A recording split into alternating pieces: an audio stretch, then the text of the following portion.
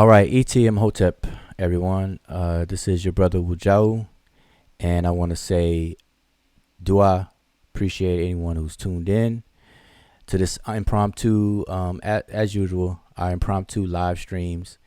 The title of our live stream is Open Discussion. So we mean just that. We're going to have an open discussion.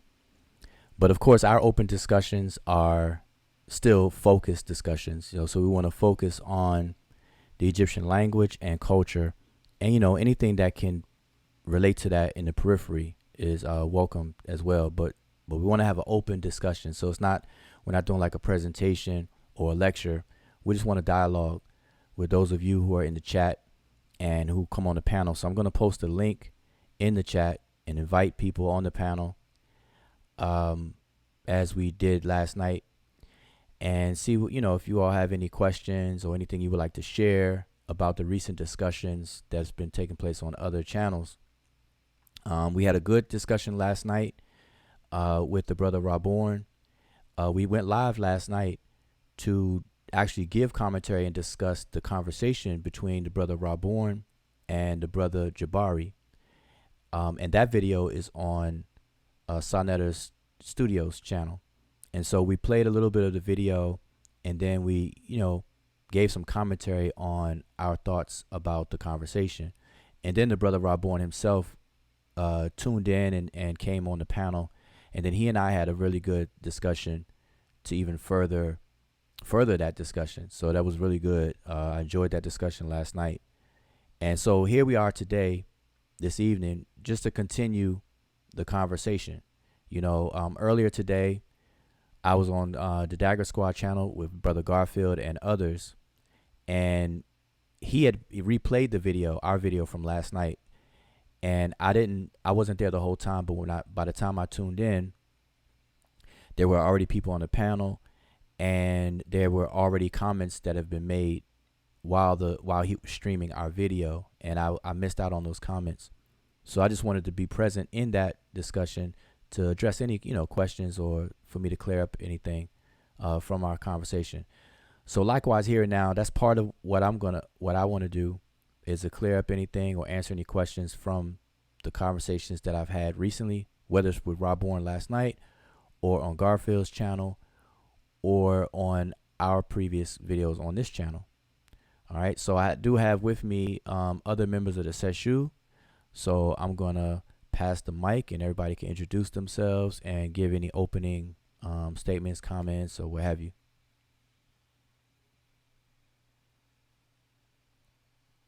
ETM Hotep. Welcome in peace, everybody. It's your brother June. I just want to say thanks for tuning in. We appreciate the support. I hope you enjoy the show and leave with satisfaction. Hotep.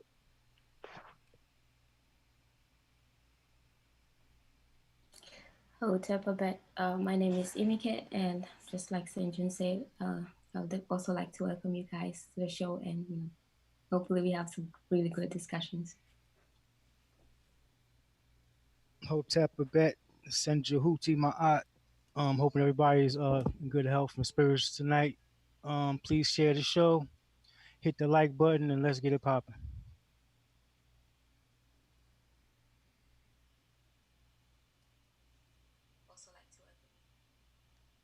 All right, we have also Satep, you there?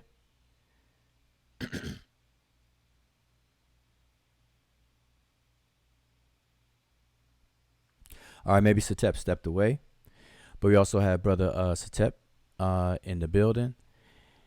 All right, so let's just open it up.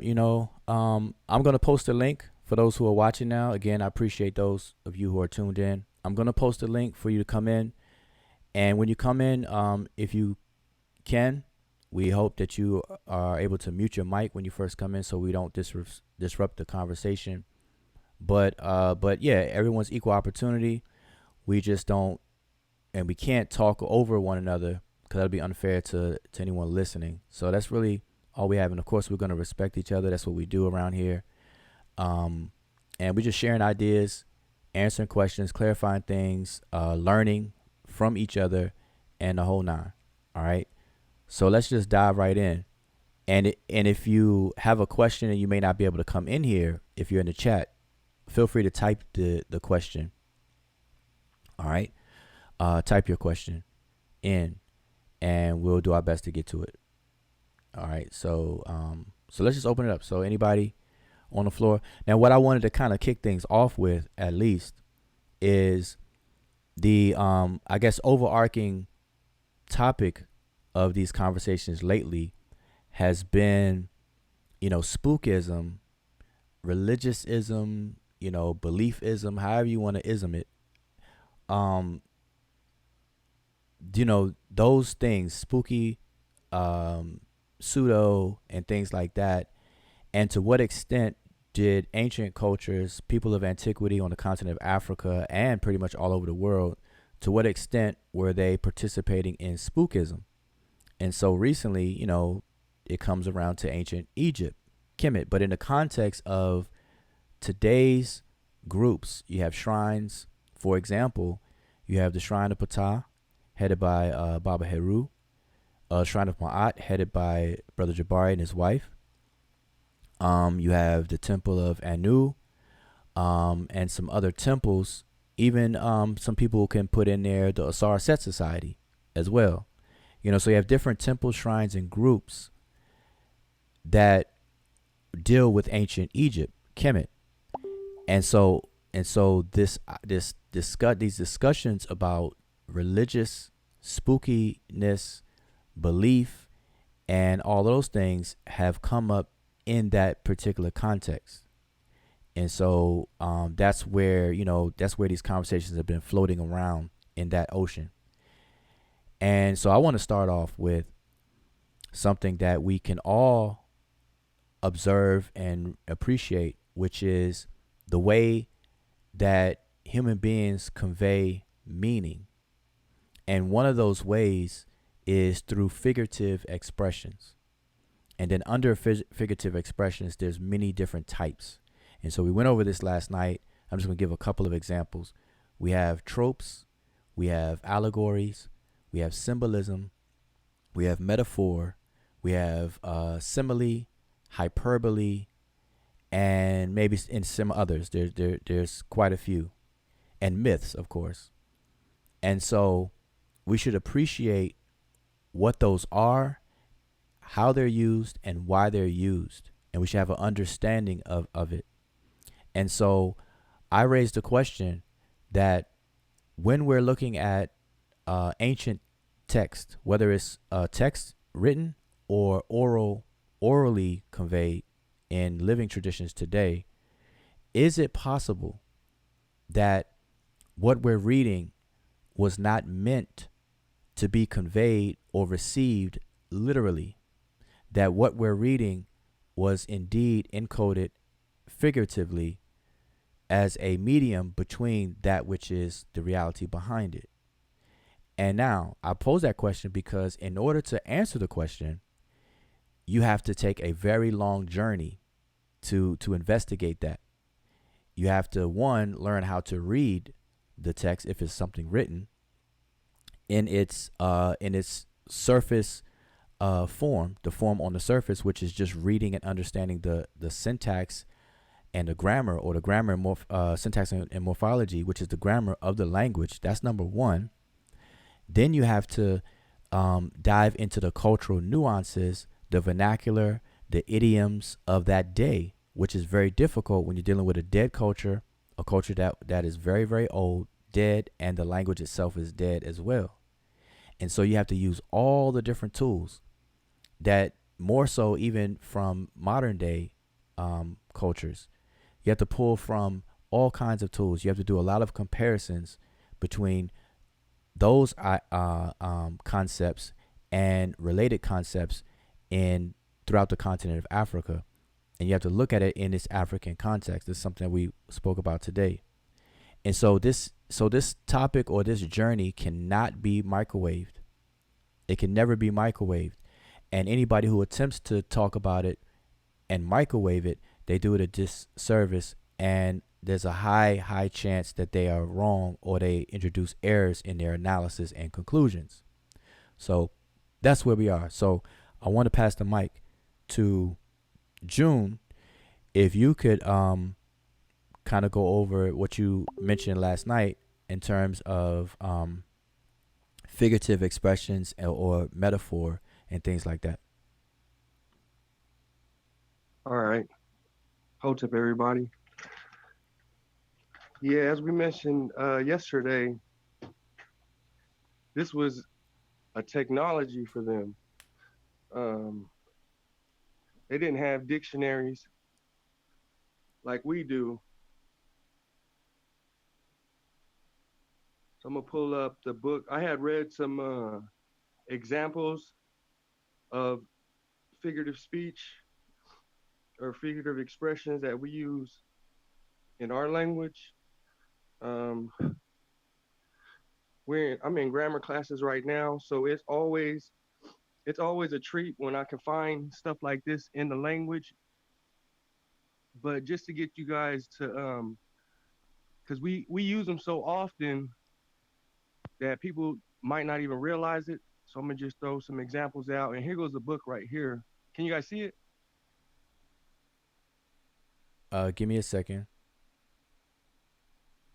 It's called Metaphors We Live by George Latkoff and Mark Johnson. I think it was published in 1980. No, I don't see it. You're not sharing right now. If you are you sharing? I thought I was. Let me see.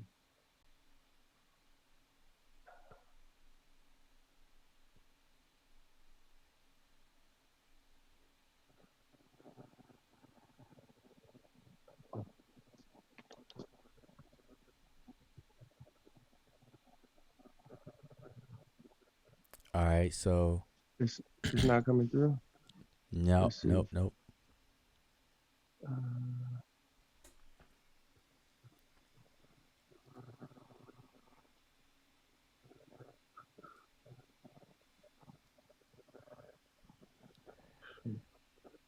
We see your screenshot, your screensaver. yeah. What? Okay, here we go. You see that now? Yep, there you go. Yep. Okay, that's the book in the cover right there. Sorry about that, y'all. Okay, just give you a shot of the contents. It's a really good book. Um,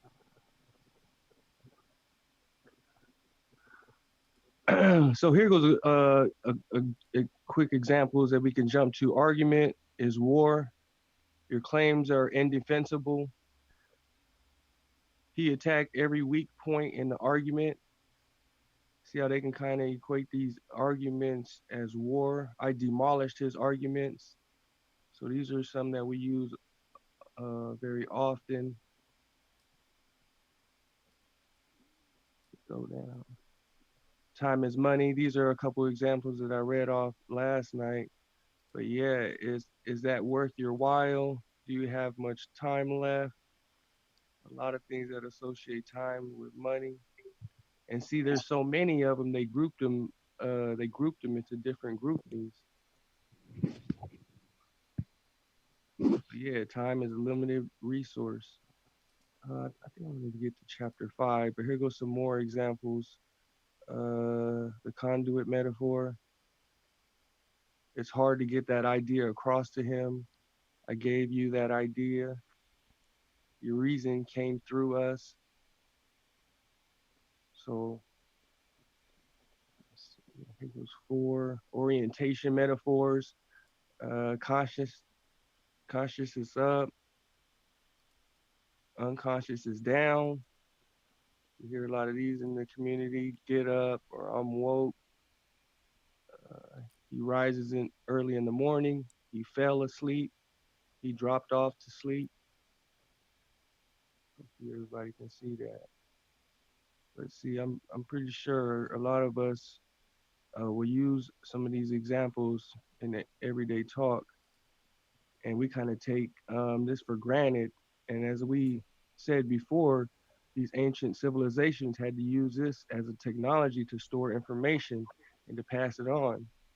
Let me see. I wanted to get to 5 because this is metaphors and cultural coherence. Now, in order to understand most of these metaphors, you have to understand that culture. Like an example Jawu often uses is somebody in New York might see a piece of clothing and say that, oh, that those shoes are hot, while someone in Chicago might say, oh, those shoes are cold. Where did you get those? So the cultural coherence has a lot to do with understanding uh, some of the usage of these metaphors. So the way we often see things is more is better, more is up, good is up, um, and stuff like that. But yeah, this is a great book. Reach out to us if you um, are interested, want a copy, or need more information on it. Just more examples here. Inflation is an eternity. Inflation is lowering our standard of living. Is there more inflation? We'll never survive. It's just um, this stuff is just ingrained in our language. So you can see as many more examples. Man, you going Should I for keep you? going? Yeah, you going. No, those are very good points, and I wish we probably. I don't know if this would be the show to do it, but those things need to be slowed down and actually gone over, because those are very very those examples are critical to the conversation, the overarching conversation that people are having lately, because these are things that we use every day, all day, but we take it for granted. We don't realize we're using it. And so figurative Mm-hmm. expressions is something that we use all the time. And I'm looking at the examples that you're scrolling through. We really need to kind of go over some of those, and why they exist. Why do we have that tendency to do that? Like I said, they said the one you scrolled past above was the mind is a machine. What does that really mean? The Mm-hmm. mind is a machine. Well, we tend to look at the mind as a machine. How do we know that? Well, we say so and so broke down, and that's the example he gave. I think it was number Mm-hmm. 7. I think it was number 7. Um, Okay. it it broke down. Machines break down. So we're given the figurative expression that the mind is a machine. Is that the one? It was right Right after that. here. There it I is. see it. Yeah. So it's saying, the mind is a machine. Um, where we'll say things, we're still trying to grind out the solution to this equation. See the what he has in italics right there in the book, grind out. Why do we associate grinding out with a mental process? My mind just isn't operating today. Operating is in italic. Why do we associate operating with the mind? The next one, boy, the wheels are turning slow. Excuse me, the wheels are turning now. We say, hey man, the wheels in my mind are turning. Why do we associate the mind with a machine? And then the next one, I'm a little rusty today. Like, oh, I'm a little rusty today. Rust is something that is done to a machine, metal. When water gets on it, it rusts. Okay, there you go. You made it bigger. There you go. That's better. Oh, what happened? Oh, my bad. I did it on accident. I had turned my phone sideways, but I'll leave it like that if it's better. Okay, yeah, yeah, yeah. Matter of fact, let me see if I can adjust my screen, um, or adjust the screen so people can see it even better. Since you did that, you done changed the game now. Um, all right. So maybe people could see it a bit better, or if it'll fit. Yeah, I don't see, well, we can see the examples better, so that's good. So anyway, this is very interesting. It should be interesting to people, but and that book is loaded with those examples, right? Right.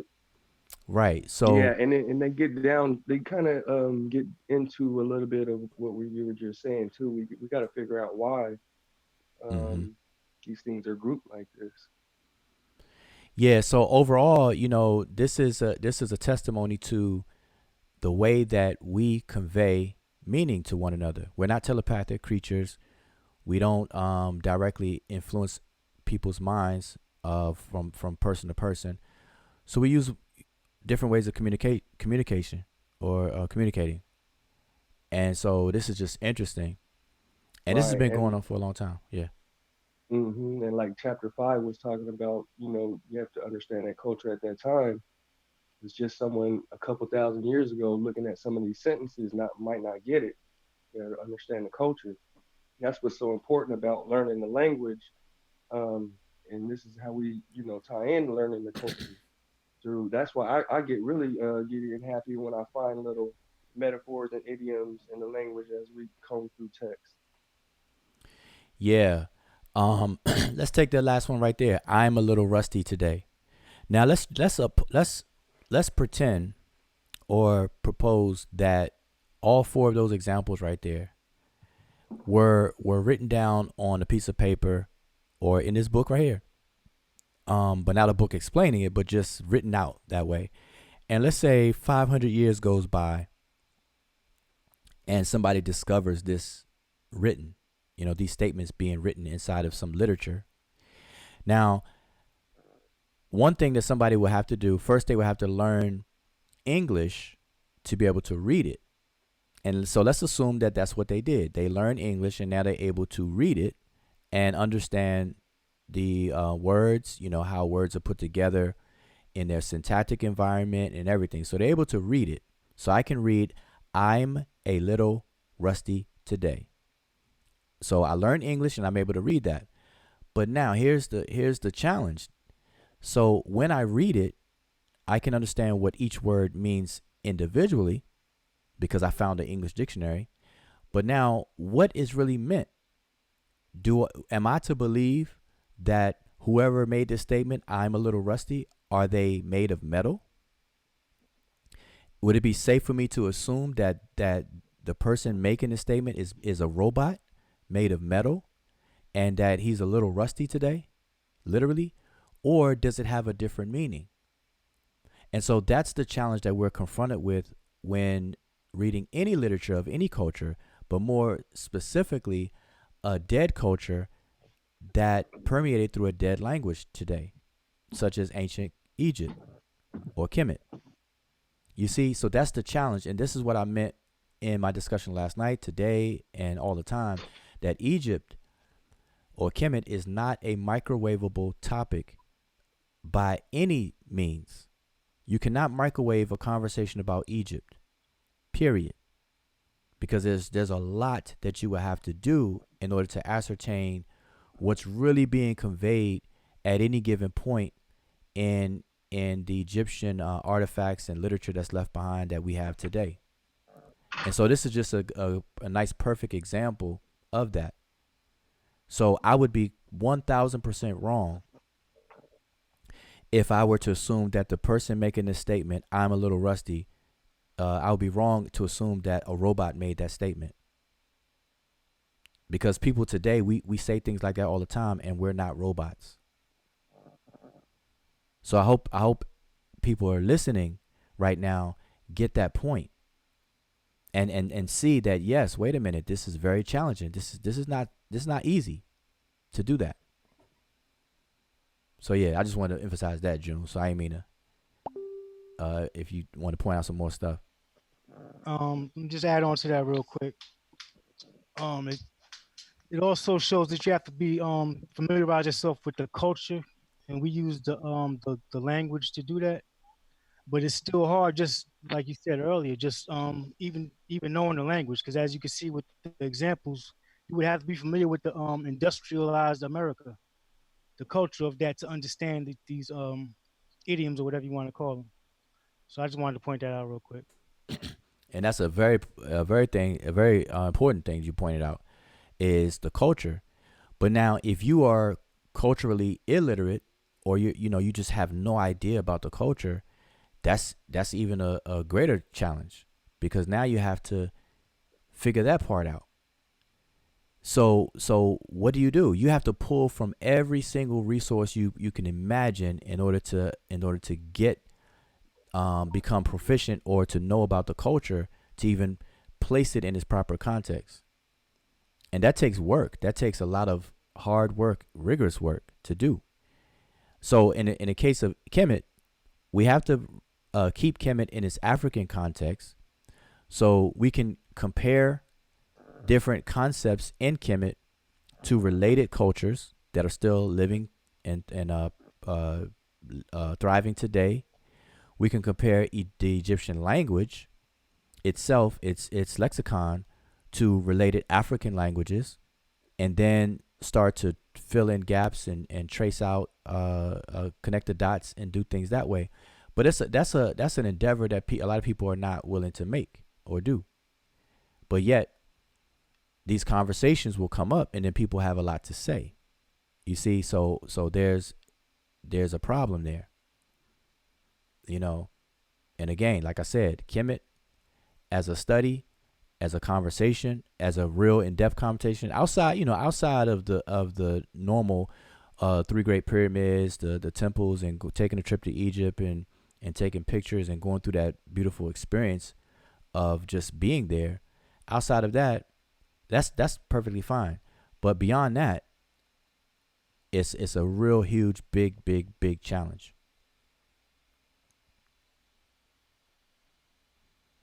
So again, I posted the link. I'm gonna post the link again.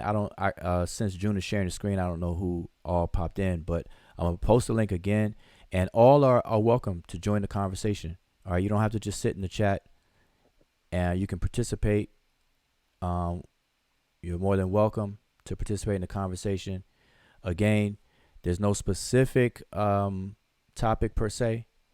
It's an open discussion, but we're kind of just talking about the latest conversations that we've been having, and we want your participation in there. So I posted the link, and I'm gonna pay attention to the chat if I can, to see if anybody has any questions in the chat as well. Hello? Yes. Hey, can you hear me? Yep, loud and clear.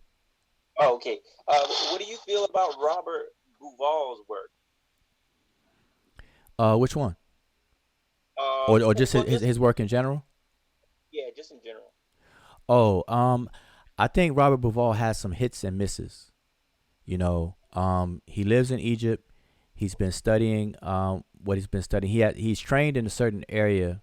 I forget what his professional training is in, but in his work, when he teamed up with John Anthony West, and he teamed up with Thomas Brophy, when he produced the Imhotep book, and then Black Genesis, there's a lot of good information in there, but also there's some things that he would need to do a lot more work on. But so I think if I had to summarize his work, I would say he has some hits and misses. I would definitely tell people to check it out, but you got to just be cautious, and hopefully people will investigate what he's saying further than beyond what he's saying. So that that's in general. But he definitely brings forth some good information, because he's some of the things he's done himself or teamed up with other people, like the whole Napta Playa piece is very good. And how does that fit into illuminating some of the history and the truths behind the Egyptian civilization? I'm not even gonna say it again. But how does that prove or disprove? Prove or disprove which part? That place that they investigated, the Napta Playa. Yeah. Oh well, I mean it's a actual place that existed, and it's an excavation archaeological site that they are able to examine and come to some kind of conclusions based on their analysis of the site, that's a place that was occupied sporadically and at different times. Like there's people that lived there, and then they may have left and then come back. They some of those conclusions were made. The fact that in that area, the main focus is this calendar shape pattern of rocks of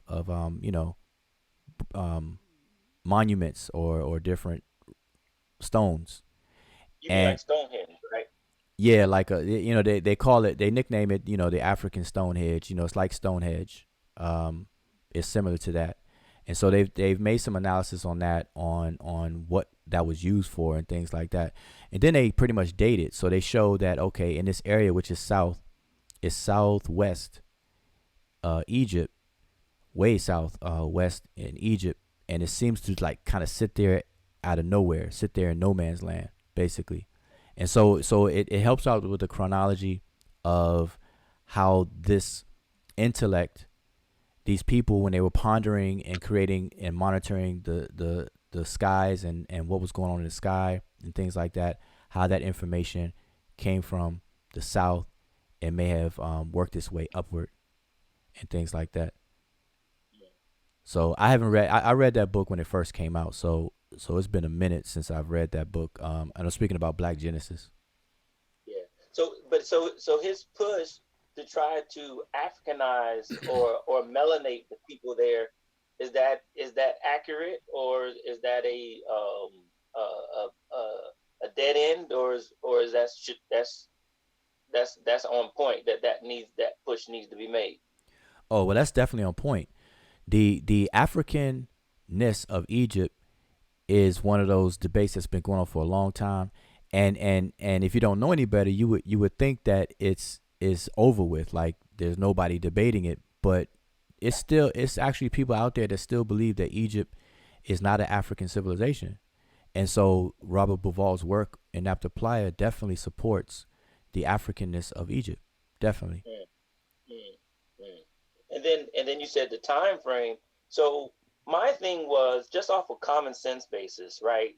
If a people are able to give a chronology, and give a diagram as to the space and width of the solar system without the Hubble telescope, if a people are able to record the time frame that it takes for the Earth to revolve around the sun, some would say, you would have to have been around a couple, hundreds of thousands of years even to start to even pick up that this is something that I need to be paying attention to. So, am I off, or does common sense say that these people have been around a long time, observing things to get before they even decided to move into the space of the technology that they produce? Okay, I would say yes and no, because here's the thing. What it does attest to for sure is the mathematical genius of the people, because math is used to calculate the abstract, and math itself is an abstraction, but it deals with proofs.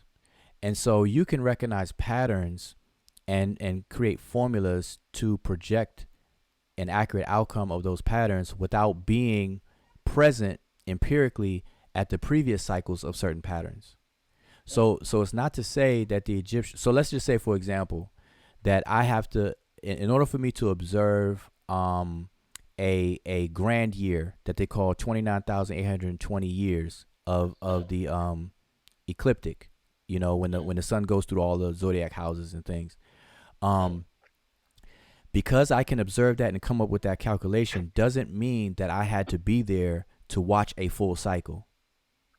You see, and it's a superiority and understanding of math that allows me to be able to do that without actually being there and being that old to watch a whole cycle. And then I would have to actually watch it too to make sure I wasn't tripping. Right. I would have to watch two of them. That means I had to be basically 60,000 years old. Exactly. Just to come up with whatever. So, but what I'm saying is that that's not necessarily the case because of math. Math it eliminates the need for me to be 60,000 years old to come up with certain calculations. And proof of that is just in modern day construction. Formulas are made, and you can calculate things without being there, without observing it for the entire duration of this, that, and the third. And that's why the scientific field of astrophysics, which deals with the cosmos and space, that's why that field is heavily inundated with math. Like a lot of astrophysicists are also mathematic experts. Einstein, what's his name? Neil deGrasse Tyson, or if they are not experts, they always team up, with those experts. It's used hand in hand with each other. And so we just gotta keep that in mind, as well. So I guess what I'm saying is that it doesn't necessarily mean that the ancient Egyptians or Egypt is that old. And I've seen people make that claim, and there's really no evidence for them being that old. But what it does point to is their mathematical prowess. They were experts. Not everybody in the civilization, but they had some definite geniuses there, just like any other. How does a group of people, I guess, from a sociological perspective, think to invest so much into an abstract art, such as mathematics, in a time when people were, really just depending on agriculture and such? Well, math was always there. Math, even today we say math is the language of the universe. And numbers are an abstraction. Language itself is an abstraction. So there's an intricate relationship between mathematics and language, period. And a linguist, especially a computational linguist and comparatists, they realize this and they know that, and they explain it. Computer programmers, I'm a computer programmer. Anybody who's a computer programmer, at least especially back in the day, you will definitely realize this as well. The very nature of language itself is there. So it's not really preoccupying yourself in it. It's something that is innate in the human experience, itself. So, it's not something, like I said, it's not something, you preoccupy. Like right now, there's a lot of things we do in speaking and communicating with each other that we just do it, but we can't explain it. But then there's specialists among us who actually take the time to study it, and they can break it down. They can label it. They can categorize it and stuff like that. I can tell you, like, in any given sentence, I could tell you, what part of speech, the words you're using, what phrases, what the syntagmatic environment is, what the syntactic environment, what the morphology of different words. But nobody's going to do that in just day-to-day living. But we use it. Matter of fact, check this out. Anybody who drives a car, if you just have an automobile, a driver's license, and you drive a car, guess what? You are utilizing geometry. You're utilizing all kinds of aspects of math when you drive that car, to turn your wheel, to make a left turn, right turn, to judge if the coast is clear, to make a right turn into traffic. You got to judge the timing and the speed of a car coming to you, whether it's coming too fast. Can you make it? If I turn in front of them, are they going to hit me in the back? And this, that, and the third. So we use these things every day, but we don't pay it, we don't focus on it. So, you know what I'm saying? So it's like that with these grandiose things as well. It's not, yeah. So I guess to make a good comparison, it's like now they have trucks that can drive themselves. You know what I'm saying? So yeah. They had to enter in the mathematical computations that were equivalent as to the normal processes that a human being would go through in the day-to-day driving. Right. Yes, definitely. And computers are like cars. Cars are actually, if I'm not a mechanic, so I definitely don't claim to be any kind of expert, but just on my knowledge of cars, they're actually built like the human body. Like you can make correlations between different parts of a car with the human body. The gas tank is the stomach, the carburetor, the engine. We can actually do that. The CPU will be the brain, or whatever the case is.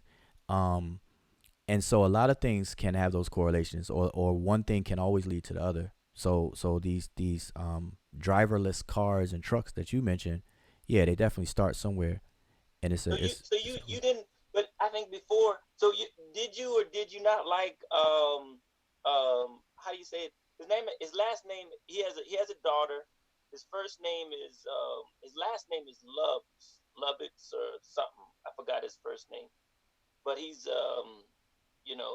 like he's not an Egyptologist, but he writes a lot of like metaphysical type of books Oh, where he tries. Lubitz, Yeah, Schwaller de Lubitz. yeah. So do you? I mean, because I remember you said before he's not accurate, but do you like the idea that he tries to equate the thinking process and the science and the technology and the language? He equates it to just an understanding of the body and the body system. I thought that was a genius in correlation. He may have been. Okay, I don't know. I can't prove whether he's wrong or right, but I thought that the track that he was going on, using the body as a template to come up with a lot of the science, I thought that was interesting. Yeah, that's what I'm saying. It is interesting, and people should pick up that material and check it out.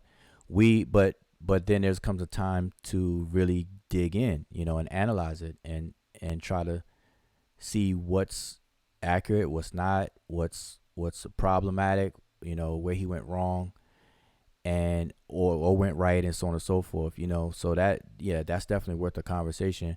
But my knowledge of his work, I'm familiar with his work, and he was definitely it's very interesting, but he was wrong in a lot of things, a lot of areas, and it's almost like see, we got to go backwards um to the European coming out of the Renaissance. And when they came out of the Renaissance after the Dark Ages and things like that, the intellectuals among them started to look into their classical literature of the Greeks and the Romans. And they discovered that the Greeks gave big homage to ancient Egypt, Egyptos, as they called it. And so then they began to be curious about Egypt. And so, fast forwarding, there was a race between the Britain and France to see who can uncover the mysteries of Egypt. And so that's when you get this decipherment challenge and race between Britain and France. And Champollion is seen as the victor, and he's given credit for for the decipherment. But both Britain and France was trying to race to do that, to get that done. And what came out of that through the whole process was two major veins of thought, schools of thought. One was today what we would call the pseudo route, the esoteric pseudo spooky route, and then the other one was the more scientific route. Well, the scientific route became Egyptology as a study, and then the other route became a lot of groups such as the Theosophical Society, today's Rosicrucians, the Order of the Golden Dawn, and other esoteric groups that still exist today. And so, De Lubitz's work, he and his wife's work, will remind you a little bit of the mistakes that was made on that other vein, where they thought that the hieroglyphs, for example, are purely symbolic um, tools. That it's not even. Some people believe that it wasn't even a writing system, that it wasn't a visual representation of language. They thought it was just symbolic pictures that conveyed some mysteries and things.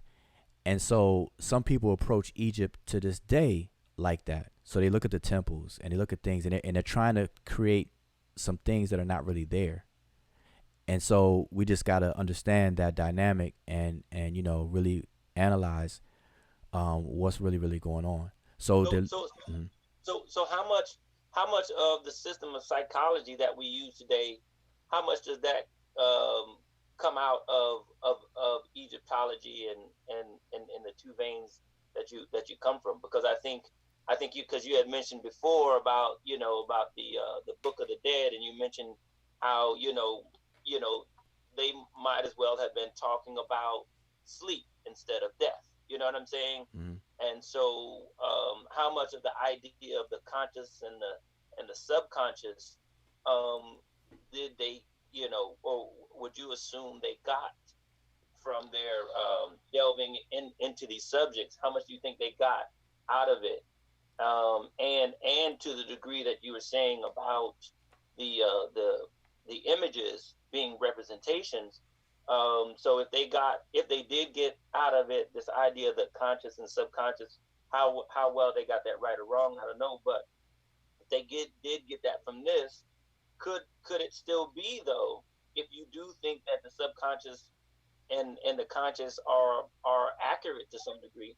How much could it be in addition to the actual practical language usage? How much was it that these symbols were representative of conscious and unconscious symboling that the human species has within their subconscious?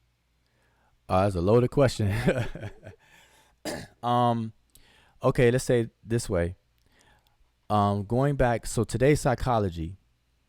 What we study as psychology basically, as a general definition of psychology, is the study of the mind and human behavior. So it's the behavior and the mind, basically. And today's psychology pulls and draws a lot from the European communities. You got Sigmund Freud. You have Carl Gustav Jung, or Jung, who is a very prominent figure when it comes to psychology. When they talk about the id, the ego, the nous, nun, and all these other kinds of things. You're going back to Socrates, Plato, Neoplatonism, and things like that. That's where people like to go back to and are comfortable with. But now, when you stop at the Greek philosophers, you'll realize that they are pulling a lot, or paying tribute and praise to a lot of Egyptian principles and conceptualizations. And lo and behold, those of us who study Egypt, and by way of its language and everything, we find the same parallels or correlations right there in Egypt, but they predate the Greeks and those philosophers. And so, like the Greek, for example, the different components of being, what the Greeks call ontology. Ontology comes from the Greek language, the actual word itself. But the phenomenon of practicing ontology is not Greek. So a lot of these words we use today originate in the Greek language, but they're not Greek original creations and things. They're just basically kind of human creations, not even specifically any group particular. But I say all of that to say is that in Egypt, they broke down the human being at the very least as 8 entities in one. So they saw the human as a composite of several entities. And the Greeks, through these philosophers, did the same thing, although they have different names for it. So in Egypt, you have you have people familiar with the Ka, the Ba, the Sahu, the Ib, and things like that. Well, in the Greek literature, they will break down, the superconscious, subconscious, the id, the ego, and all the other kind of stuff. They'll break it all the way down. But coming back to today, psychology is the study of the mind and behavior. And a lot of today's psychological concepts and things come out of that, and we can trace it and see its correlations in these African philosophies coming from Egypt, and even modern day traditions in West Africa as well.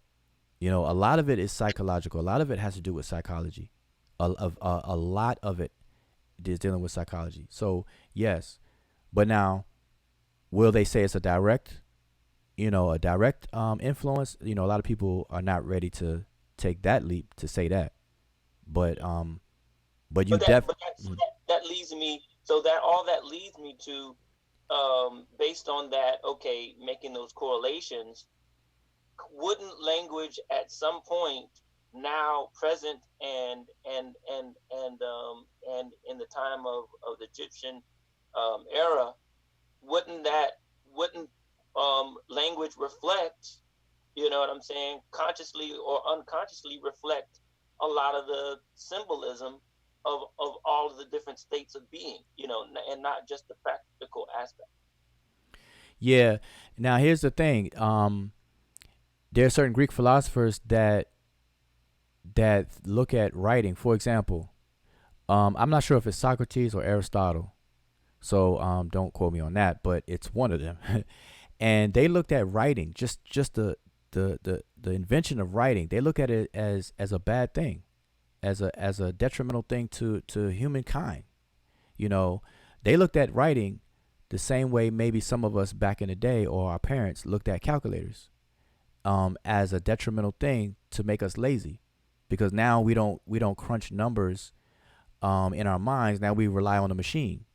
Well, you got philosophers who look at writing the same way, because at one point we had to be very, very creative and on top of our game to convey information to one another without the help of a cheat sheet called writing. That's how they saw it, you know. Yeah. Um, and I'm saying that because I'm leading to this whole symbolism thing that you're talking about. The way that the Egyptians created their writing system is very, very beautiful. It's very genius the way that they did it. And this is something that I, at a beginner's level, I try to teach everybody on how the glyphs can function. And we take it for granted, but I try to bring back the appreciation. So all of these glyphs are pictures. So they're pictures of actual items in the Egyptian world, in their environment in the Nile Valley and the Delta. So all of the birds or the flora and fauna, and also man-made objects. Those are the things that inspired the glyphs themselves. But now, how they use them is different. So they didn't use them to convey the pictures that they are. They used them in multiple different ways. And so, as I explained to people, they used them to represent full words, and we call those logographs. They used the glyphs can be used for their phonetic value, and we call those phonographs, and has nothing to do with the picture, the image of what they are. And then they're also used to convey meaning. We call it semantimes, classifiers, or determinatives. And so the fact that they did that shows that they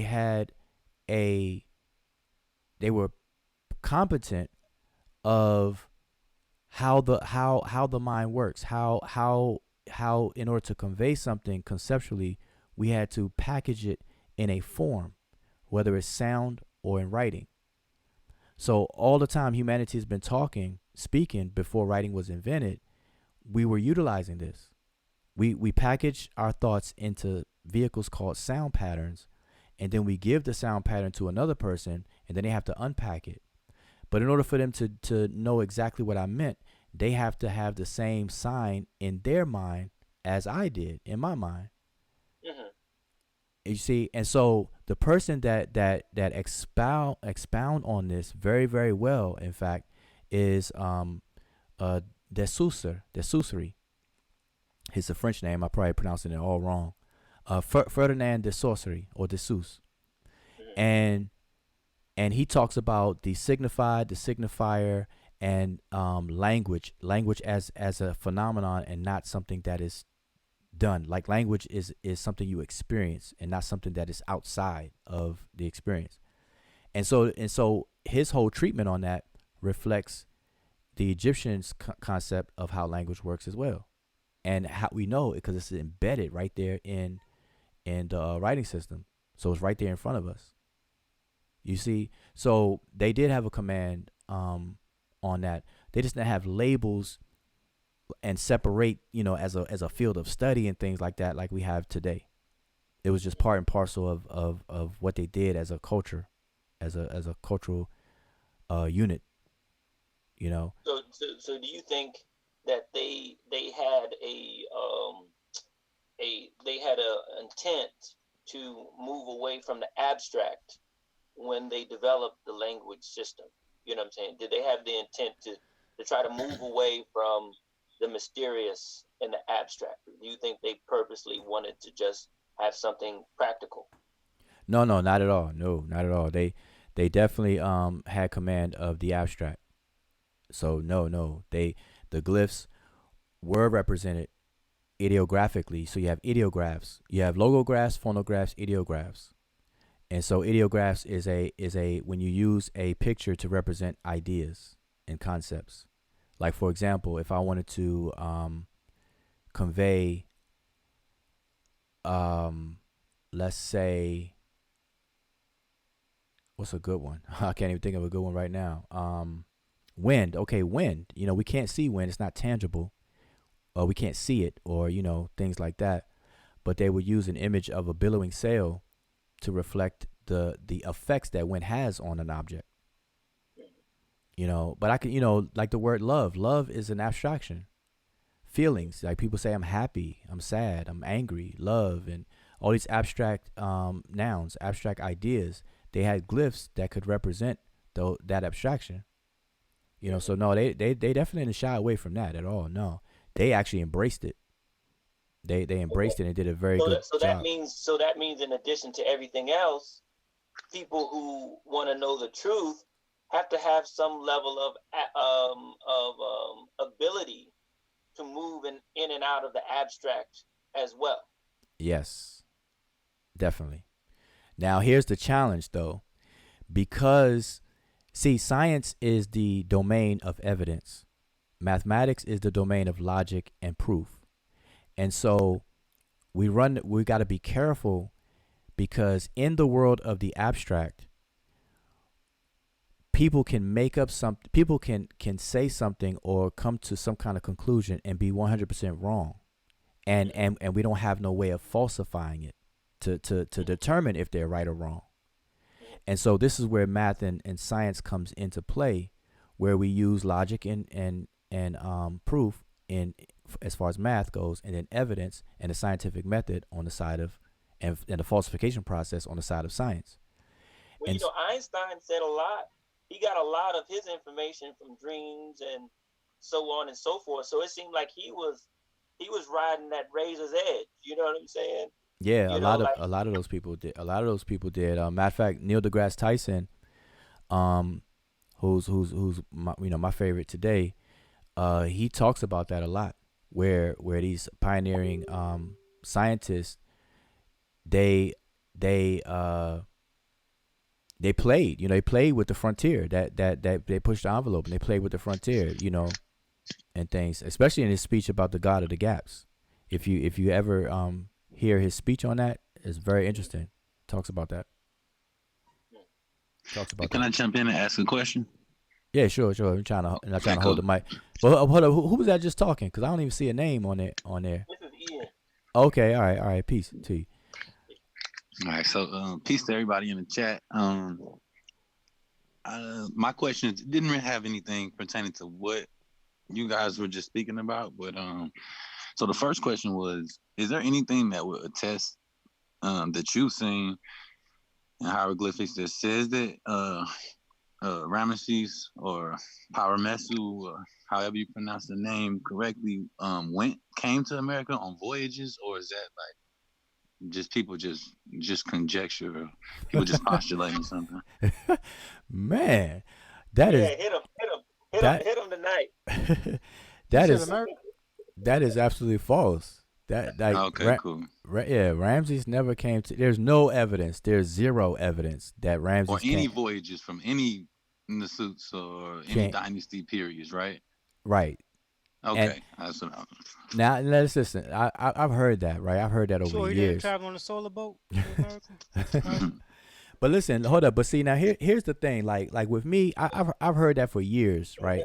And so with me, because I'm interested in teaching. Like I try to educate people, and plus I'm very inquisitive. So I heard that for years, and so I tried to investigate where is that coming from. Like I want to know why or how is it possible people to believe that. And so you got to trace it out, and And a lot of it, not everything, but a lot of it comes from the side of ignorance. Like people are making these claims out of ignorance and not based on what they know.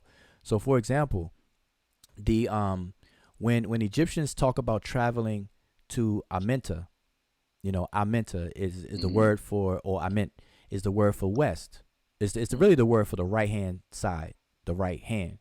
But it's also a word for the west, which by the way tells you their orientation, that the sun set on their right hand side and not their left, like us today. But that word, the west, when they say they travel to the west, people exaggerate that and say they went all the way to the west, because to the west of the Egyptians would be the Americas, North and South America. And so that little misunderstanding right there is what put people on that trajectory to say, okay, yeah, they had these solar bark and these boats, and they had the technology to travel across the seas, and they went to the west. That's the west over there, and the Nile is really the Mississippi River. And the Grand Canyon, they found some tombs and statues in the Grand Canyon. Not realizing doing their homework, they found out that a lot of that stuff was a hoax, back in the day. So it's a combination of people just not. I don't know if they're willing or whatever, but they're just not doing their homework, and that's a big problem in our communities. But to answer your question, no, that's just not true. There's no Egyptian text that you're gonna find saying that Ramses 1, 2, 3, 4, 5, 6, 7, 8, or 9 came to America and was chilling in Texas somewhere.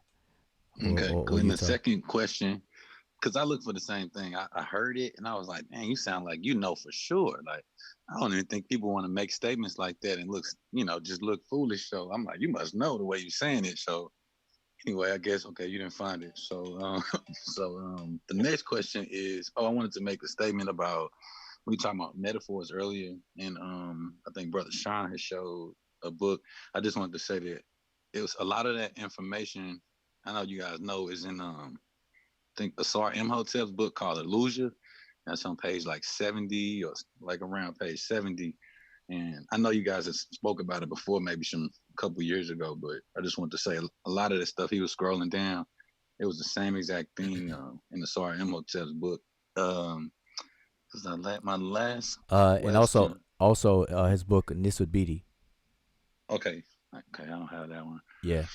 But the last question was, so how would you? I've been trying to get a sensible translation for a term or a word called Imira, IMY-RA, and I know it's translated to like maybe overseer, but I was wondering, is that the best translation? Like overseer, would it be like manager, like a manager or something like that? Because I know sometimes you don't just see Emira, it's like Emira something else, like, so it would be like a manager of, I don't know, wine or incense or just something like that. Would you translate it to overseer, or how would you translate Emira? Well, it depends on the context. Overseer will fit, but sometimes. Now here's the thing. Just let me back up just a little bit, real quick. Translating the actual act of translating is it's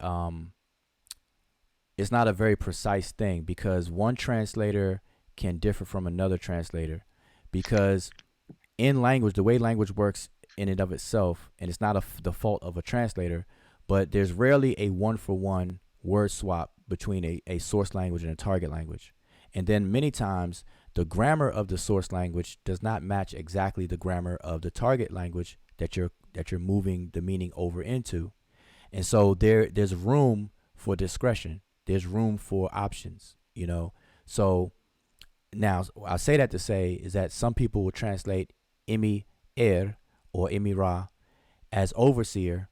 Some people will translate it as chief.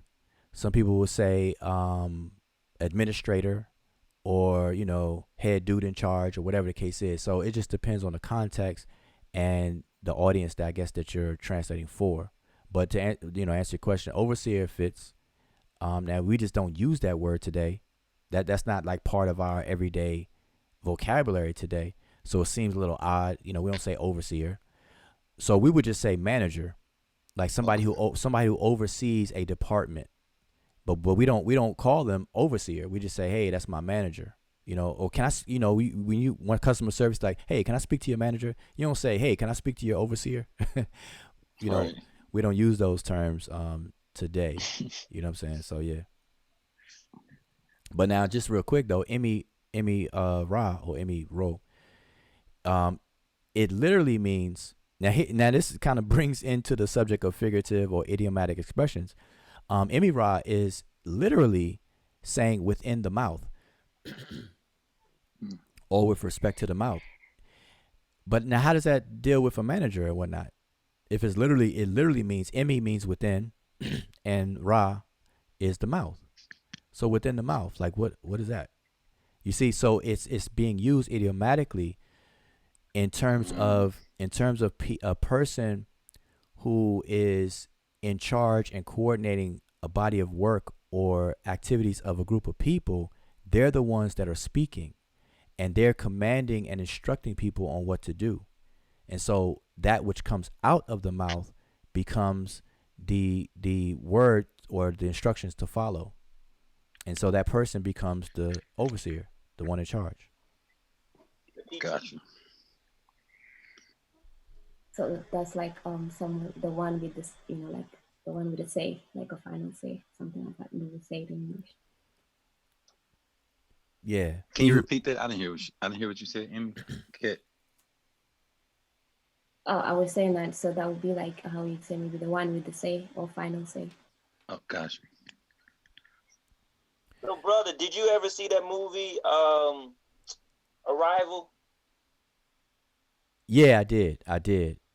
Were you the one that suggested it? Yeah. Oh yeah, that was a really good movie. Yep, definitely. I saw it. I didn't see it until you told me about it, because I always assumed when I saw that title, I thought it was the old one, because there's another movie by the same name. The original. Yeah, but that one was good. I saw that, and that's a good movie to watch, because they had to break from scratch. They had to decipher the meaning of that language that those aliens were talking and doing, And notice that she partnered up with who? What was her partner? What was her partner specialty in? He was a mathematician or something. There you go. That's what I'm saying. So again, it supports. I know it's a movie, but it supports our, what we know, that language is very, very much a mathematical process. Mm-hmm. Linguists who specialize in this, we know, everybody knows this. Because they and they came to find out what she did. She came to find out that the actual utterance of their language was different from the writing, and you couldn't necessarily actually even put them together. You know what I'm saying? So is that a good or a bad route to go in terms of trying to decipher? Do we try to make the language fit into how we would speak, or just let it rely on its own? No, a writing system is like the visual representation of speech. So your goal is to encode speech into a visual representation, and it's supposed to be done in such a way that a person who sees it can therefore decode it back into the speech. So it's a process that starts with the speech itself. It's encoded into something visual, and then it's decoded back into speech, and then it's comprehended. That's what reading comprehension is all about. Because we have to look at intent too.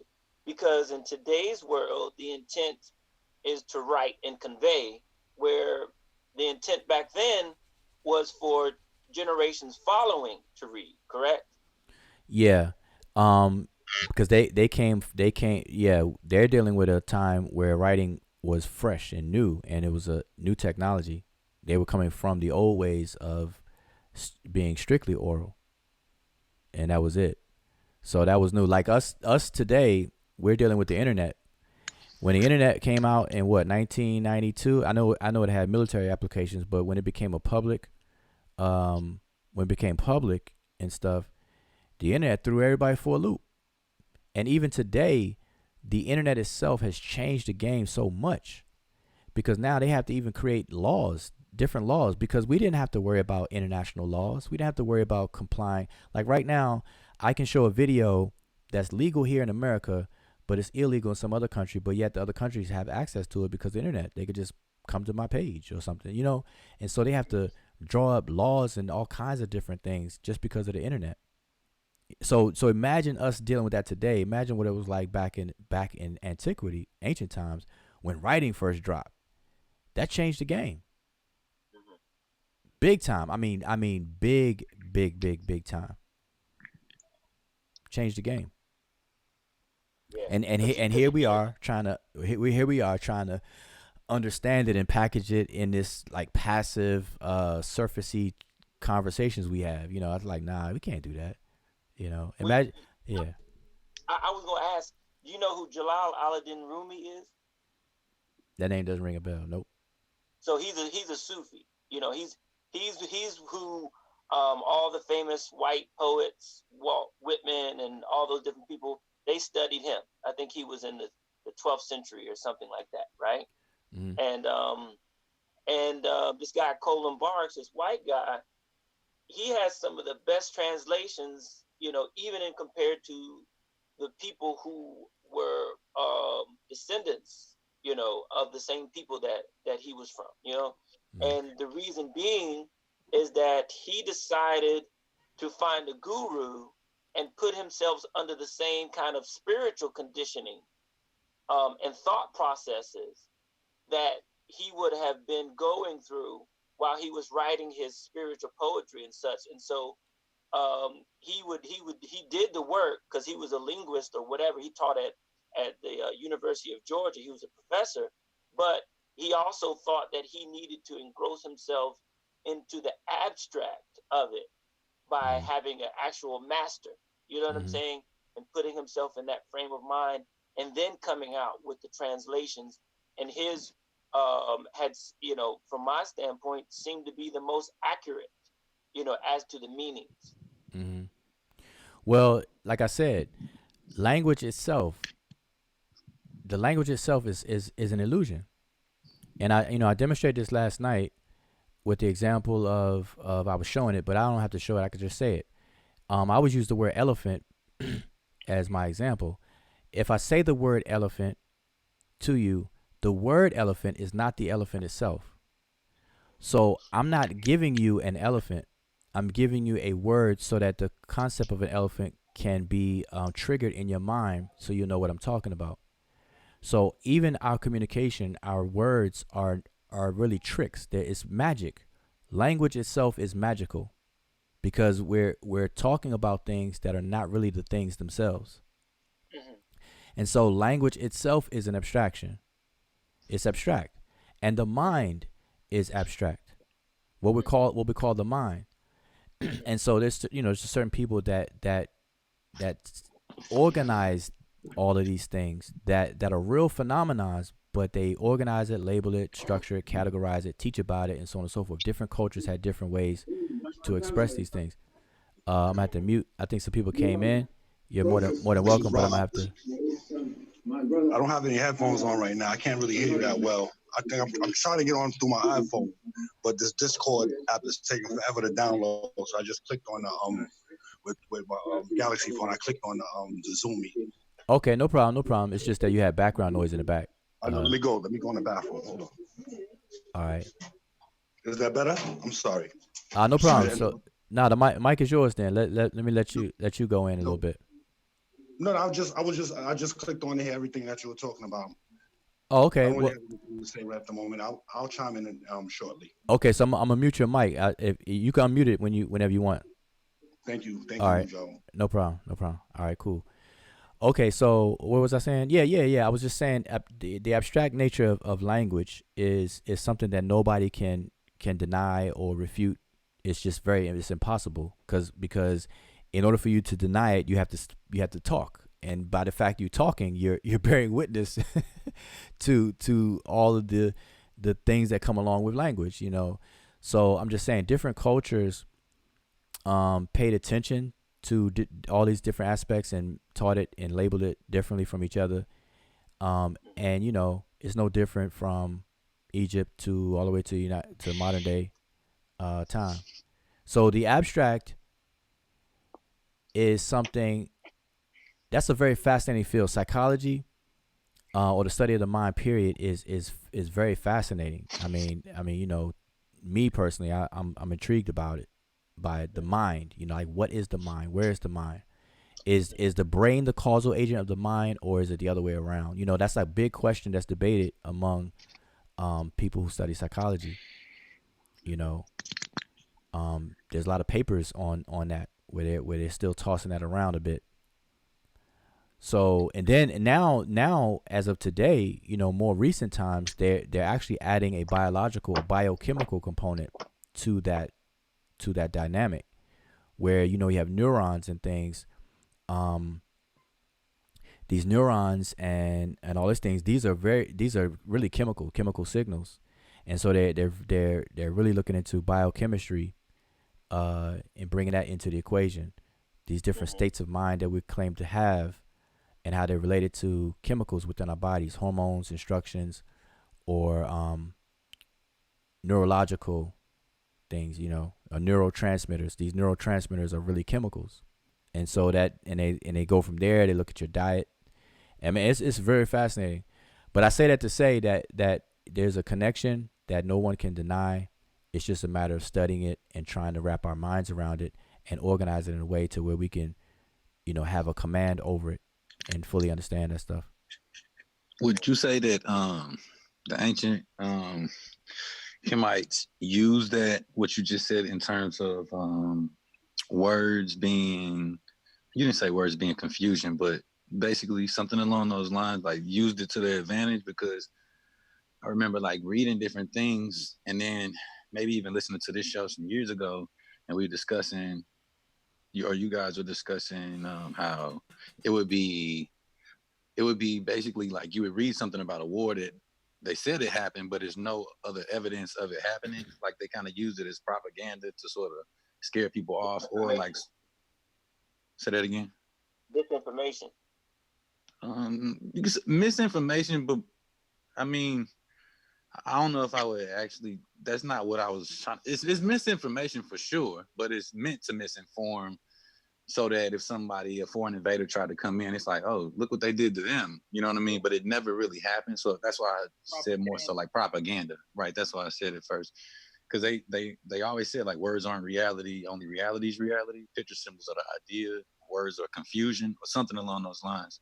So it seems like they knew that, and they like, okay, there's nothing we can do about this. So we develop our own script or writing system and use it, because we know it's confusion. So we can confound the way people look at us and think about us, to avoid.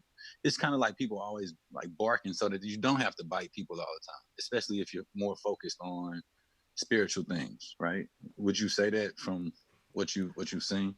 I see what you're saying, but I want to just point out that it has nothing to do with writing, because people did that even in the oral domain of communication. Like, you don't need writing to utilize language in that way. You know what I'm saying? Propaganda, as you say, and whatnot, because of the nature of language. See, writing is just an additional form on the form side. And maybe I should pull up this diagram as I'm saying it, because maybe people may need the visual of it. So while I'm saying it, I'll just pull it up. But now this is important. So yeah, let me do this, because this is very important and critical to language itself in general. All languages on the planet Earth, and then especially specifically to the Egyptian language. So let me pull this up for you all. And I showed this last night, but I was talking to Rob Bourne and I was showing it, but it wasn't the main point of the discussion, so I didn't dwell on it, and maybe I didn't explain it in full or enough. But let me just find it, if I can find it fast here. All right, here we go. I thought that was it. Nope. Here we go. Okay, I'm going to use this one to show you all. All right. All right, so just check this out right here. Okay, I have on the screen a diagram about language. And so just to explain what I have on the screen is there's a triangle. So there's three important elements within language or communication. And so we have in the middle, you see the word sign. So that whole triangle represents a sign. And the sign consists of three things. And so one of the points shows the form. Let me put my cursor on so y'all can see what I'm talking about. All right. This part right here is the form. Then on the other side, you have meaning. And then you have the element that links the two, which is called the link. So it's like a threefold item, a trinity. And all three of these things create a sign. So what is a sign? A sign is an abstract mental or psychological construct. And what happens is when we say things like group X of people, these people over here, group X, they speak Spanish. When we say that, what we're really saying is that this group of people share in their mental lexicon, they share the same set of signs. That's how they're able to communicate, is because they share those same set of signs. And then, like, for example, when we say Spanish, we're talking about a group of signs. We're just calling all of them collectively as Spanish. Swahili, we're talking about a different set of signs collectively, and we're naming it Swahili. And then people who have those signs in their psyche or in their mind, they are Swahili speakers. They can communicate to one another. So what that's saying is each sign has a form and meaning. So what do I mean by that? And this is where I show the example here. And I always use this example of the elephant. So if we take a sign, and we have a mental concept of a large gray animal with big ears, ivory tusk, a snout, and everything like that. That is the concept of the creature, of that animal, that creature that we can see. That's the concept side. On the other side, for English speakers, that concept is linked to the sound pattern elephant. And if I type it or write it, it's linked to the visual pattern ELEPHANT. Okay? But in order for me to understand that, I have to have all three of those elements in my psyche as part of my mental dictionary or mental lexicon. If I don't, and I heard somebody say it, I'm not going to know what they're talking about. If I didn't know English and somebody said elephant, I would have no clue. Why? Because that sign doesn't exist in my mind. And so that's what we're saying. So in order to translate, in order for one language or one group of speakers to understand a separate group of speakers that speak a different language, hence a different set of signs, we have what's called translations. And the reason why we can even translate something is because what we're doing in translating is we're matching the mental conceptualization side with the differences in the sound patterns. So at the bottom of the screen now, I have an example of that. So to Swahili speakers, the mental concept of a large gray animal with tusk and ears and snout is called ndovo. So that mental concept is linked to that sound pattern, ndovo. To the Luo speakers, that same mental concept is linked to the sound pattern liech. Now, as a translator, I take ndovo and I take liech, and I have to be familiar with the concept side of each one, and I find the match, and now I can put the equation that ndovo equals liech. Therefore, I have just translated that word from one language to the other. That's how language works, period. Okay? And so this is what I mean, and this is very critical to all languages on the planet. Every single language goes through this process. Every single language is mapped out this way. Every single one. So now, when it comes to writing, that's just another form on the form side. Writing was invented approximately 5,000 years ago. So prior to 5,000 years, all the form could consist of was sounds. That's the only difference. Now we have a new technology called writing that adds the option on this side, not this side. Okay, so that's very, very critical to understanding language, period, and especially ancient Egyptian, because not to make this a whole lesson right now, but this is what the Egyptians did in the invention of the writing system that some people call hieroglyphs or whatever. So I'm gonna give you an example of the open mouth glyph. The mouth itself in the Egyptian language is called Ra. Ra, not Ra the god or the sun, but Ra as in the mouth. Okay. Now, when a person says Ra, the concept side would be mouth, and so we have a mouth linked to the way this looks. So we're gonna go with the visual. So we go with the written pattern, not the sound. This will reflect mouth and the link between the two. So I have that sign in my mind, therefore I will understand it. But now, what the Egyptians did geniusly, they took these same patterns and they erased the concept side, but they kept the sound pattern. And they say that this symbol now represents the sound and not the concept. And by them doing that, they're able to use this symbol for any word that has this sound in it. So now this becomes equivalent to the consonant R and not the meaning of a mouth. So now I can use this mouth to represent the R consonant in any word. So who has an R? So Robert, like the name Robert, I can use the mouth here for that R, for both R's in the name Robert now, when the word Robert has nothing to do with a mouth. You see what I'm saying? Yes. So that was my question before. So they did, to some degree, have an intention to move away from the abstract. No. That's what I'm saying. They went away from the concept. They moved away from the concept, the abstract, right? Okay, well, when you're saying it that way, it's confusing because they took away from the literal depiction of a mouth, and they went more abstract. Oh, okay, I got it.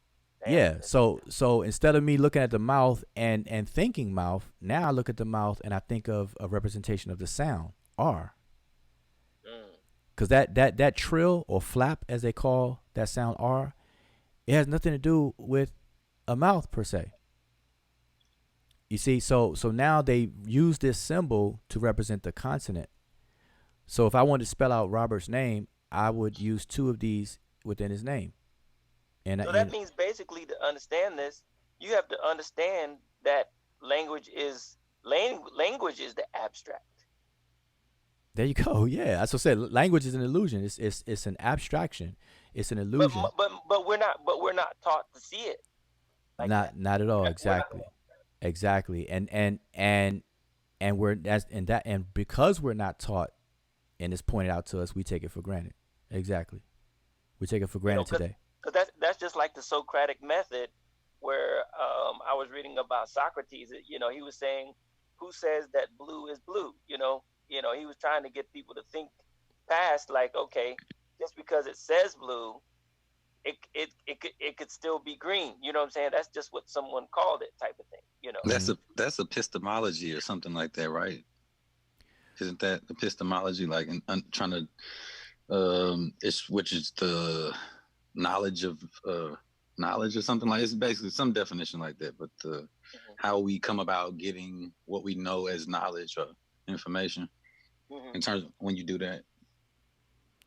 Yeah. Mainly what we're talking about is will fall under semantics, the whole domain of semantics, which is meaning. And that's a very, it's a very in-depth thing because you got to really wrap your mind around it. But let me just explain this, elaborate a little bit more on what I'm talking about. So here we have the mouth again on the screen. We have the mouth, and this is a picture of a mouth, and the name for mouth in the Egyptian language is Ra, like I said. So what the Egyptians did was they took the first consonant of the name of this object, which is a mouth, and they broke it away from it being attached. So they broke the link in that triangle. They would have detached the link to the concept of a mouth, and they kept the sound pattern side, and now we can use it within any word. So this word here with the mouth and the water ripple, now it spells the word ren, which means name. And I want you to notice that a name has nothing to do with lips or water. But we can use lips and open mouth and water to spell out the word that means name. And so this is called the rebus principle. So if y'all want something to look into and look up the rebus principle. If you want to, look into that. They are the ones, rebus. The rebus. Some people pronounce it rebus, but it's the rebus principle, rebus principle. And look at the examples. I'm going to give you a famous example. I don't even think I have it on the screen, but I'll just say it. If I could show it, it would be better. And I normally would have it like ready to go, but I don't have it open. It'd take me too long. But now just picture the insect of a bee, a bumblebee. Now picture a leaf off of a tree, any leaf. If I was to take a picture of a bumblebee and a picture of a leaf and put them side by side, I can spell out the word belief, even though the concept of believing and belief has nothing to do with the insect of a bee or a leaf off of a tree. That is the rebus principle at work, where images are used not to convey the image itself, but rather the sounds of what the image is called in any particular language. That's the rebus principle. And the ancient Egyptians, although they did not call it that or anything, they're the ones that utilized that ingeniously. I mean, it was genius. Now, on the screen, I have what inspired the rebus. Now, here's why they needed to do that.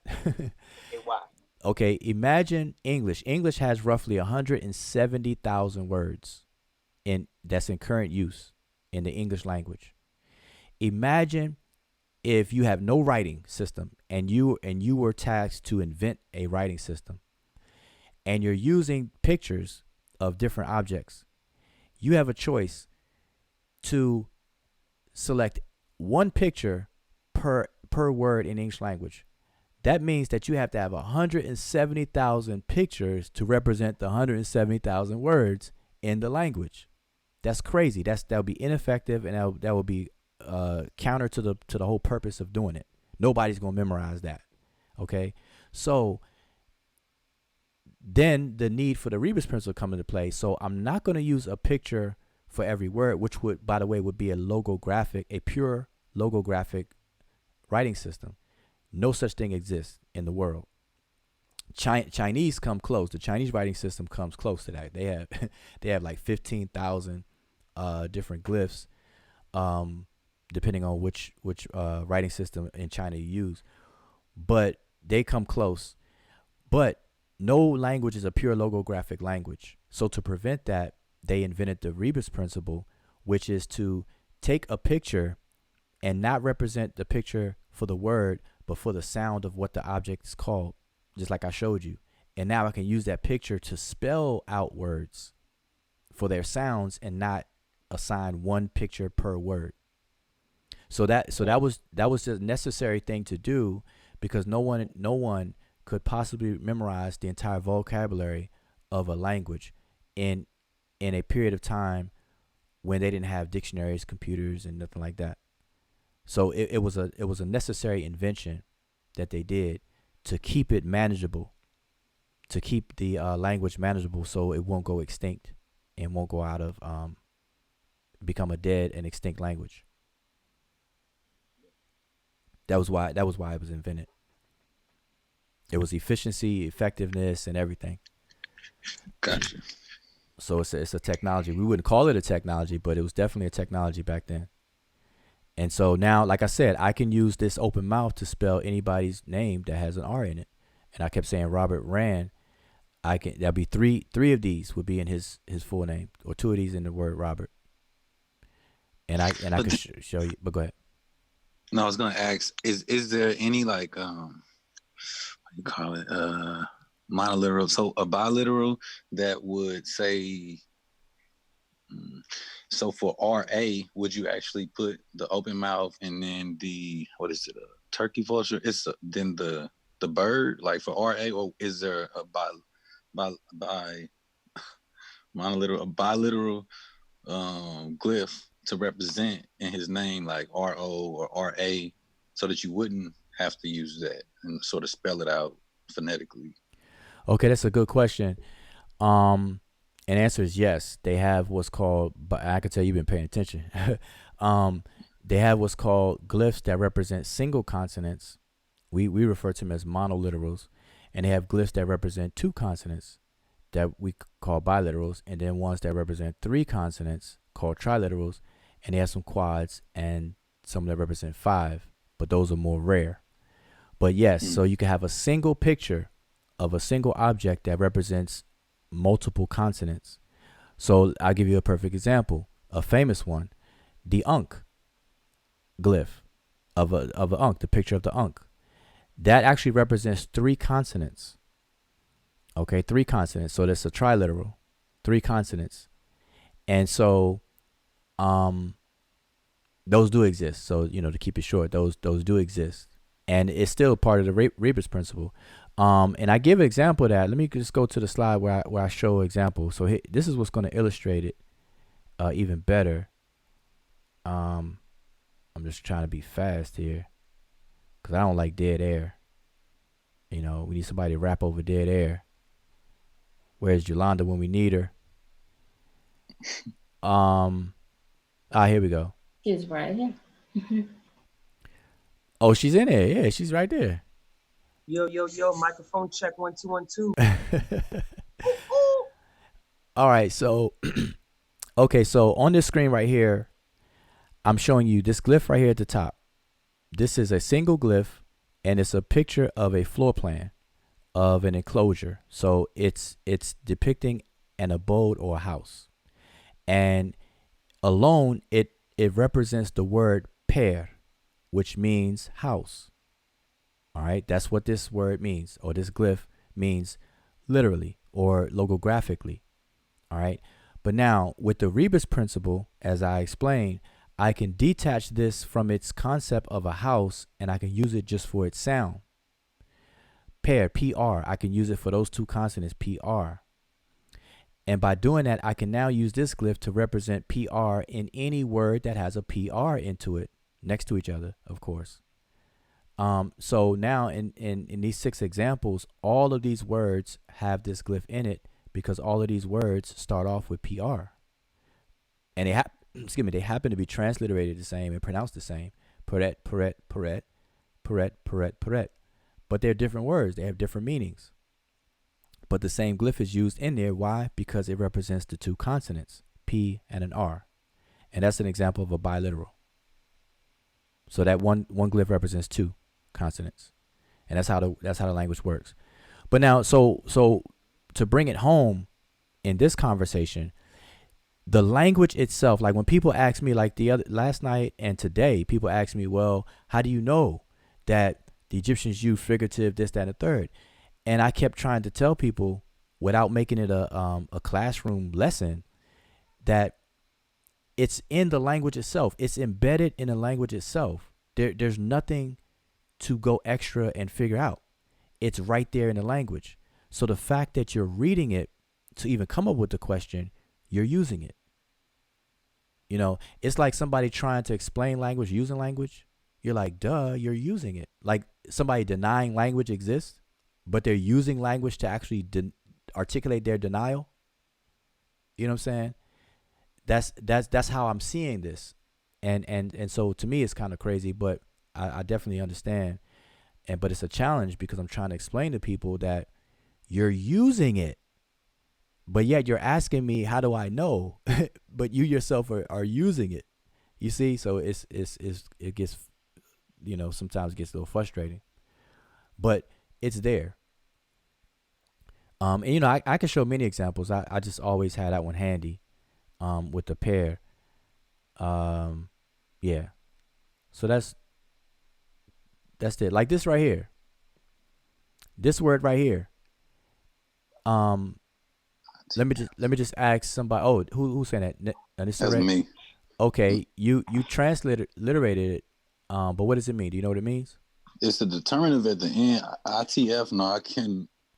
Or maybe ETF or ITF or ITIF. I'm not really sure what it.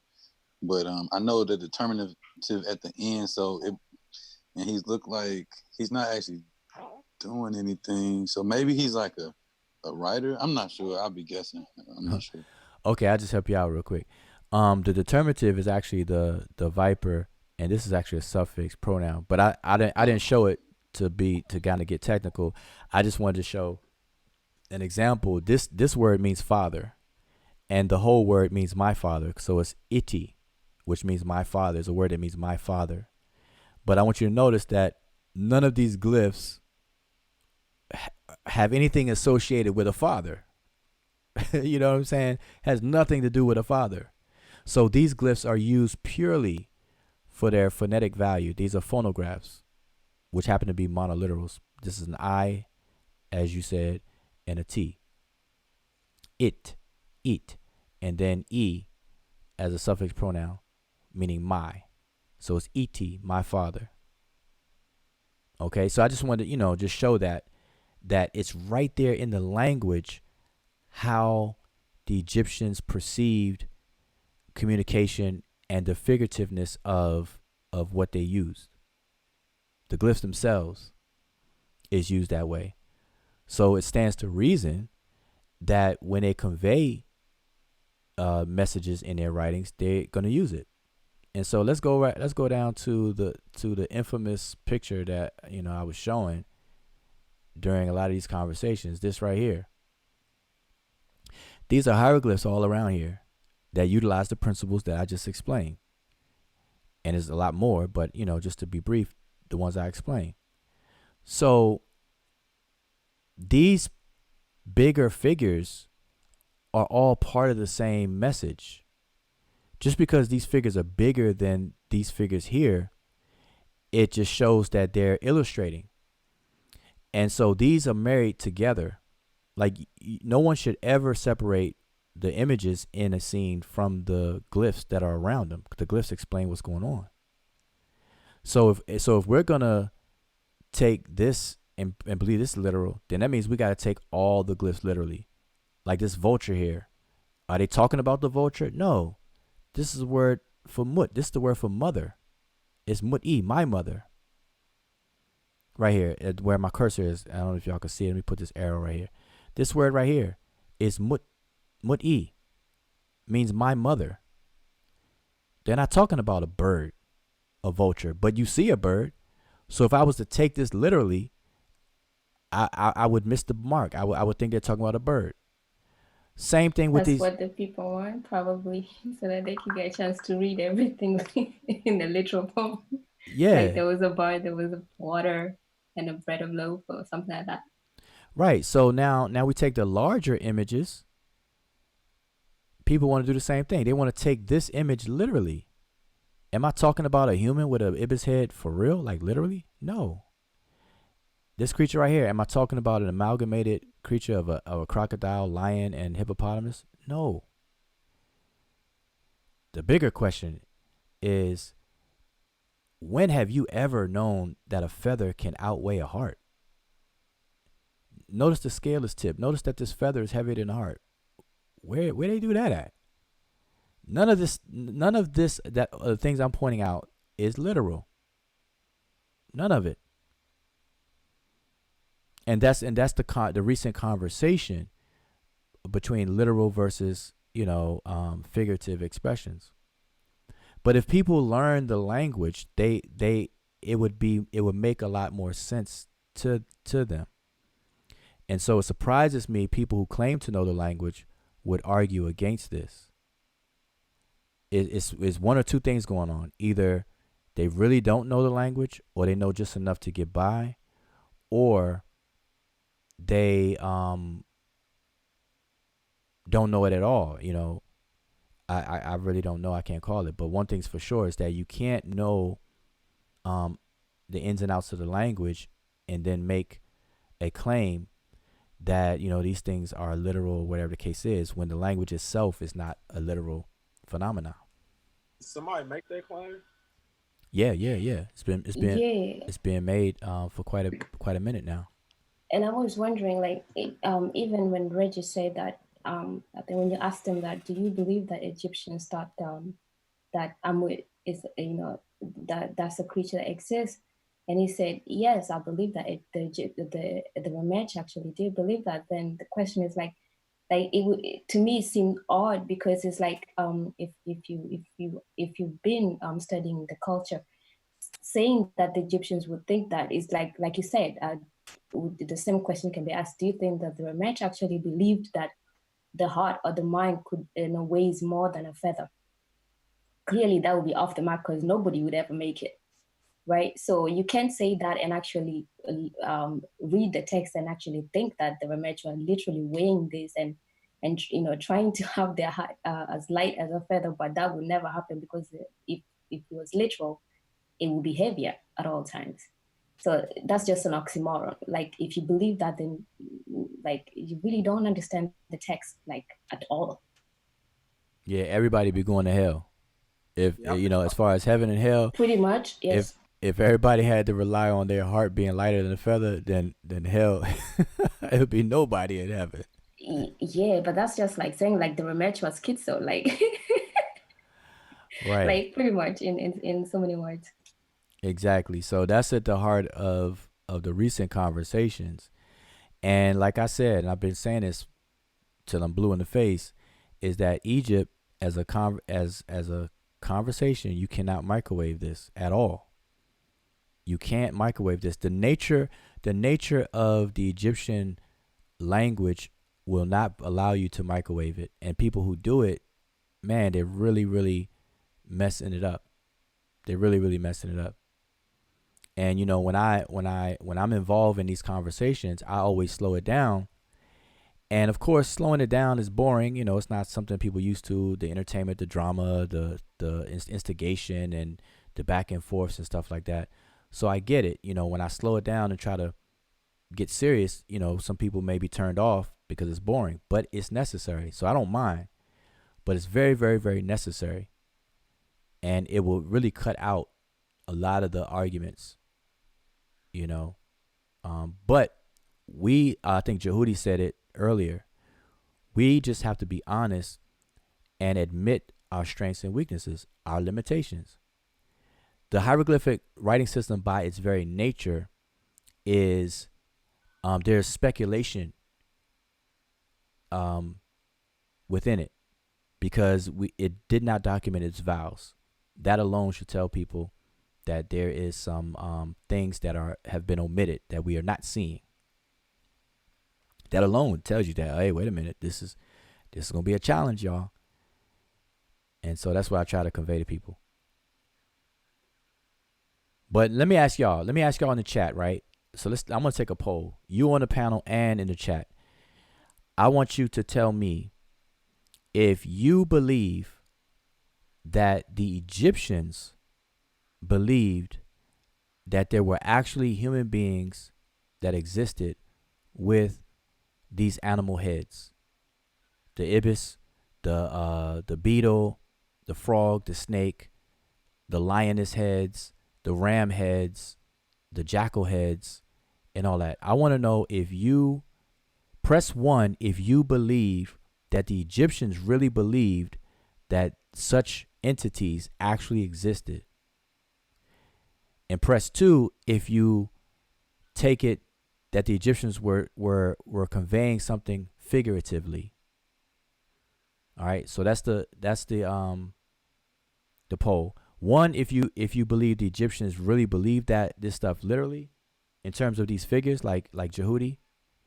Or 2, if Jehudi's form, this form of a human and an ibis head, is not literal, but it's figurative for something else. I'm just curious, because man, maybe I'm crazy. I gotta check my sanity right now. All right, I see a lot of twos. All right, man, that's a relief. That is a relief right there. All right, how about you on the panel? No. All right, so you would be two.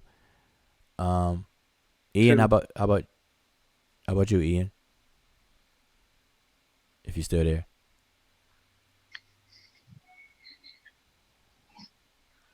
All right, Satep. Well, I already know Satep. See, I already know everybody else's answers. 2. Satep mess around and say 1 just to be messing. Oh, I didn't see we had CK. CK, Hotep. Hey, how are you? I'm doing good. How you? What do you Say thank you. I got the gift. It is so nice. Huh? Oh, I thought that was CK talking. That somebody's talking in the background. My bad. I muted my mic. Okay. CK, you there? I thought that was CK talking. She responded in the chat. Oh, okay. My bad. I'm over here cooking and enjoying. I'm just listening. Oh, no problem. All right. Yeah. Peace, everybody. Even before I came into the conscious community, I already knew. I mean, and I'm gonna tell you why I knew that it wasn't literal, because I'm a heavy comic book reader. You know what I mean? So I already knew from just looking at that it was just symbolic. Now, did I know what it was symbolic for? No. Mm-hmm. There you go. That's a key, man. That's key. If people can just at least get to the point of acknowledging the figurativeness of it, then that's a big step. Even if people can't figure out what it's for, like what the reality is, at least if they know that and admit that, then that's a game changer in and of itself. But man, it's a hard time just getting people to realize that, and that becomes a bit frustrating. So we gotta really. I forgot to say peace to everybody. Peace. Okay, peace. Matter of fact, we all having dinner at CK's house. She cooking dinner for everybody. Everybody listen. Girl up here rolling some dough, making some homemade pizza, son. All right. But I did have a question if we had time. I was just kind of waiting for a moment to kind of jump in. All right, go ahead, cause we hogging the mic. We hogging the mic, so you go ahead. Anyways, once again, peace again to the panel, peace again to the chat. I had a question about, like, so far as the Egyptian language goes. I wanted to know, well, I would assume that they would have had to communicate with the other neighboring African tribes, and they would have had to communicate in some way. So I had 2 questions, and the second question is kind of a follow-up to how you answered the first question. So my first question would be, did they have like interpreters, or is it possible that maybe Egypt borrowed some languages from these other African tribes, and those tribes borrowed words from them? Okay, that's they understand each other. Okay, actually, it's yes to both of the. Yes, they had interpreters and they had translators. So among the scribal profession, they did learn foreign languages, and they did have translators that could write diplomatic treatments to foreign communities and nations. So yes to that, and yes that they borrowed they borrow words from foreign languages, but that's inherent in all languages. The borrowing of words is pretty much exists in all languages. All right, cool. Yep. So based on that response, so far as when people started trying to translate the language, like the written text and all that good stuff, like, did they use any of the other neighboring African tribes' language to help them in translating any of it? And if so, what languages, or I guess people, did they use? Because I'm not familiar.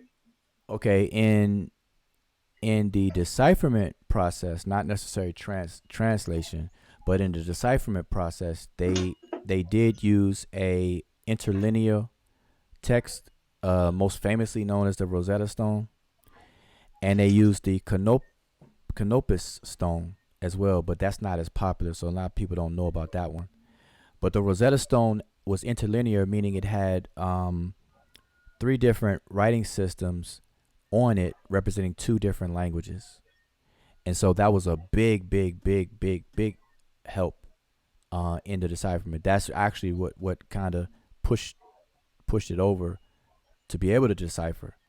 So they were able to use that. So the answer is yes. But in terms of African languages, early Egyptologists they didn't use other African languages outside of the Egyptian language, because they use Coptic, of course, but that's still Egyptian though.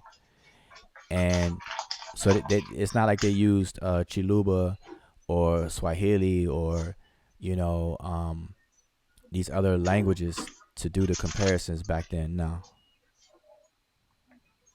Yeah, I was just kind of curious. Like I understand they probably didn't do it at the beginning, but maybe like once they started, learning about some of the other tribes and Oh what yeah, they now. spoke, I thought that they might have saw some similarities or some correlations there that maybe made translating easier.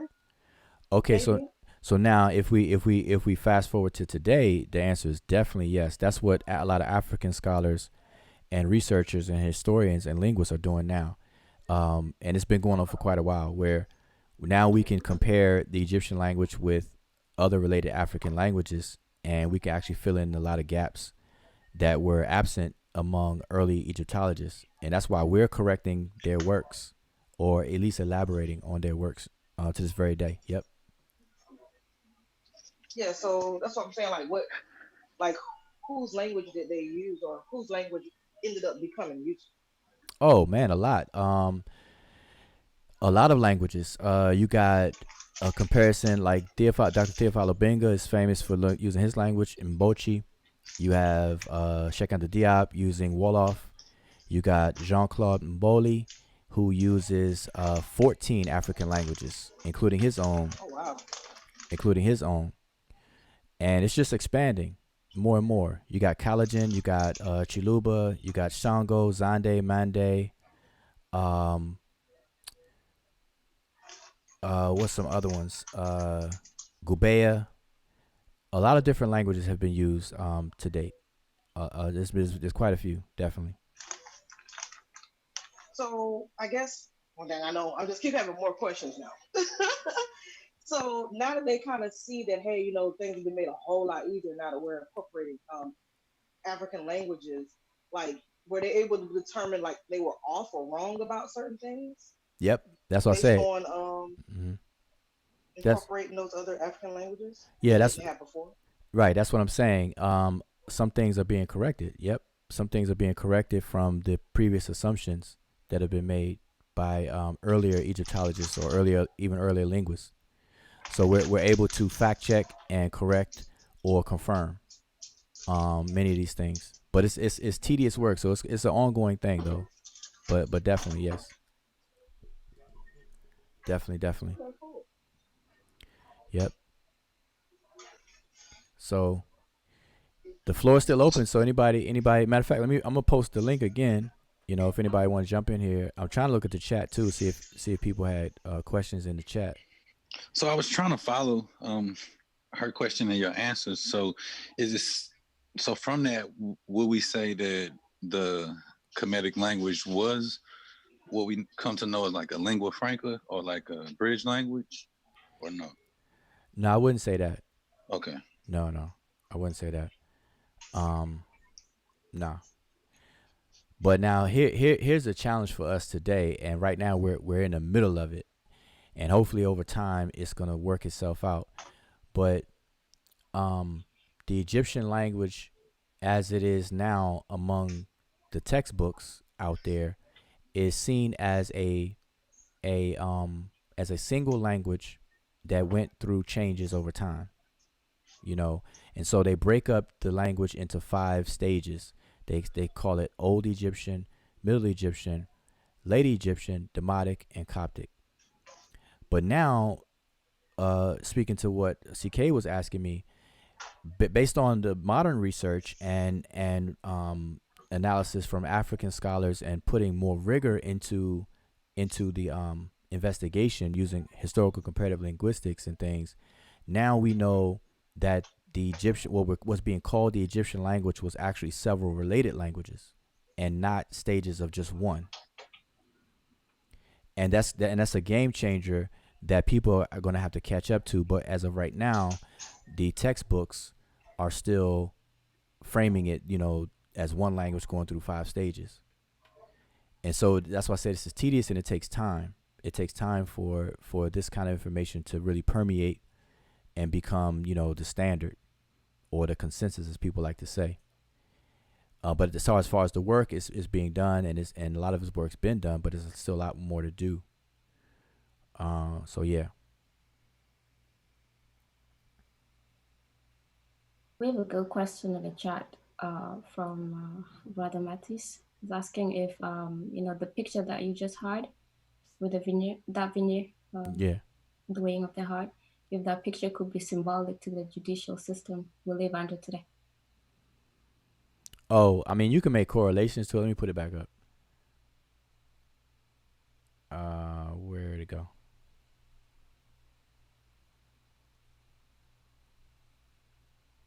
I'm putting it back up.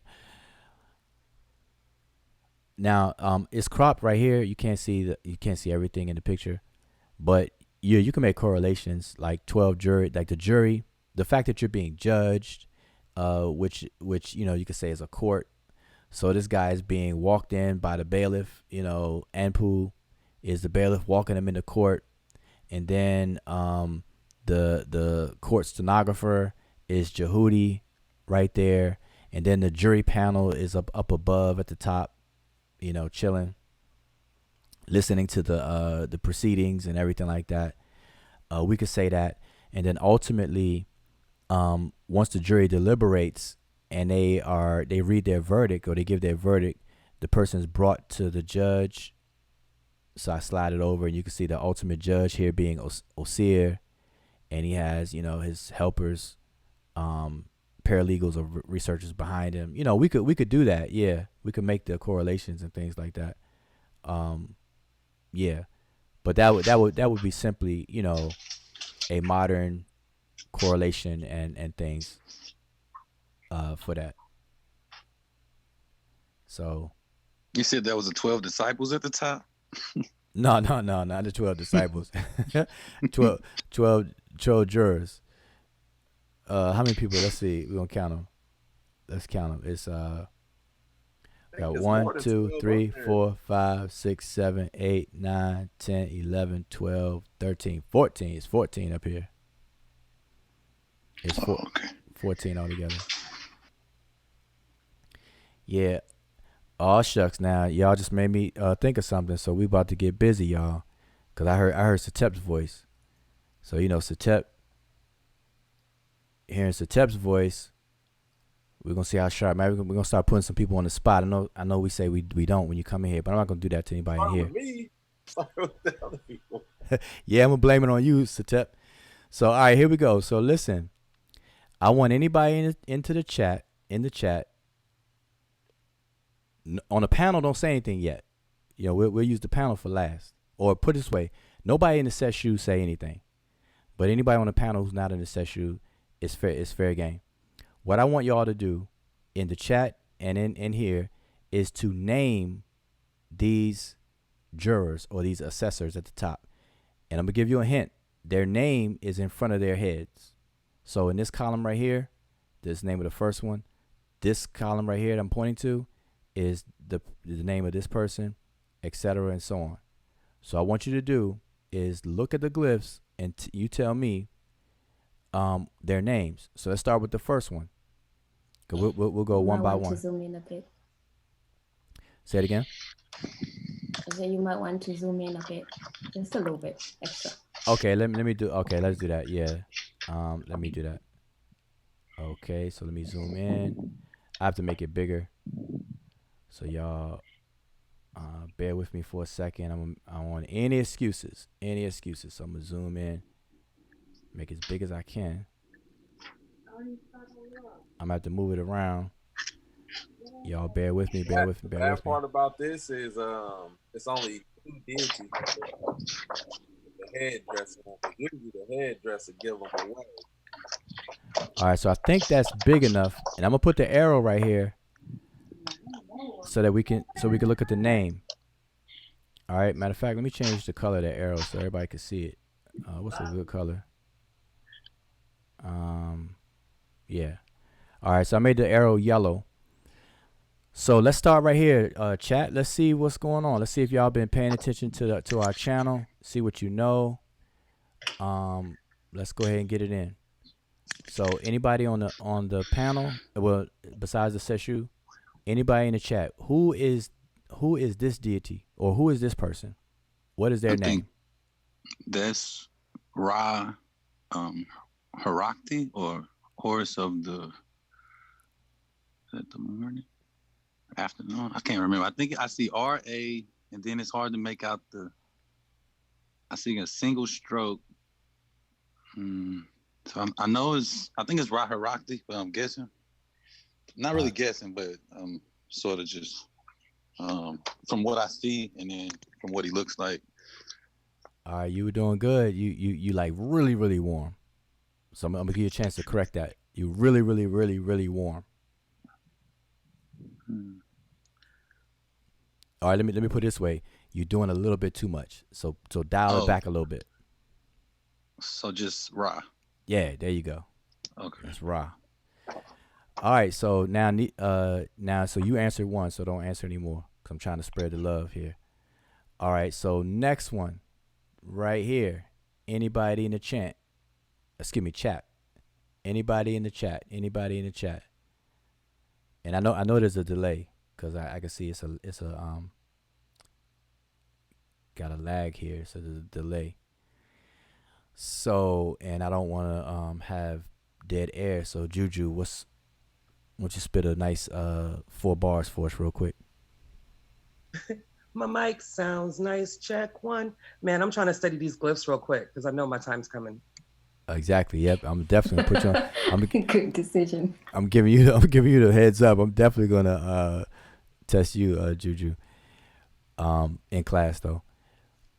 All right. So anybody in second glyph, second person. I'm looking at the chat, and tell me if y'all see an answer already as well. Okay. Angelina Santos says Amen. And that is incorrect. You kind of in there a little bit, but nope. That's not. Okay. Oh, you cheating. Nisu Ray is cheating. He typed it in the chat. Wrong.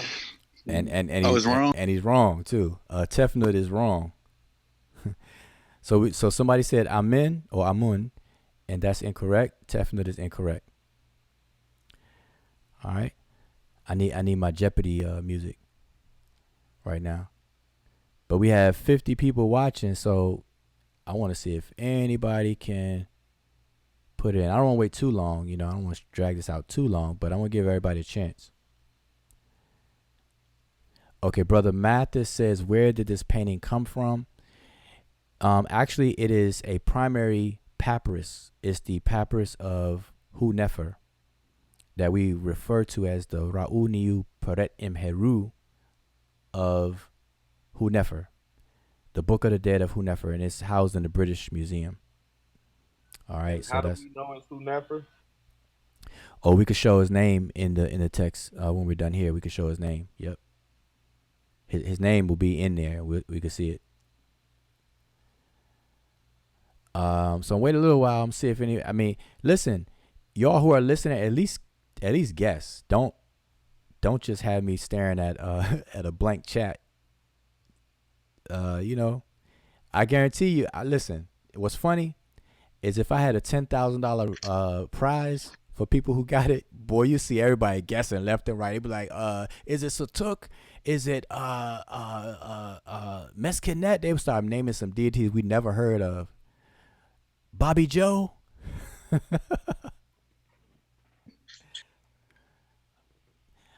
All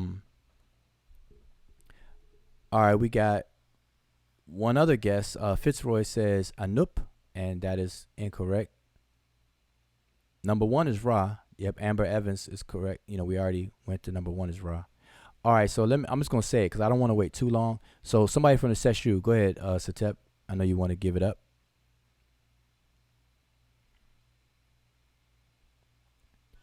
Atum. All right, say it again. Atum. Yep. All right, so Atum or Atem. So the second one is Atem or Atum. All right, so the second person is Atum. All right, so we're gonna move along. The next one, everybody should get that. The next one, number three.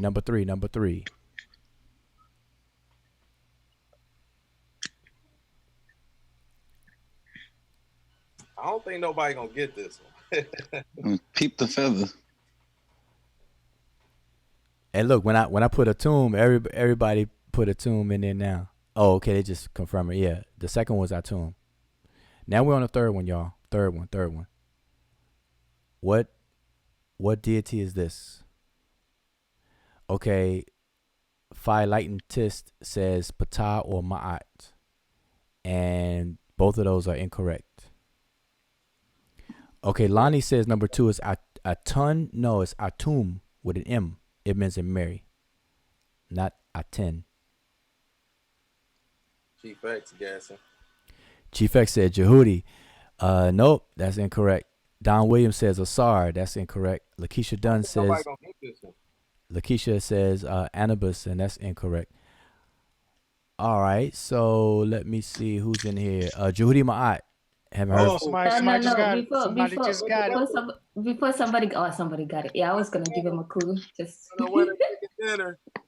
All right, so Kevin heard. Kevin, MC Chill is in the house. So Kevin got it right. Shu. This is deity Shu. All right, that is Shu right there. So number three is Shu. All right, so hopefully everybody got that. Let's move to number 4. What's the first glyph? If not to hold you up, is that a feather? Yes, that's a feather. Yep, that is the feather. So how did it translate to shoe? The feather is Shu. The feather itself. Got you. Okay. Actually, the feather that Ma'at wears is Shu. But that's a whole nother conversation right there, though. But yeah. That's a triliteral.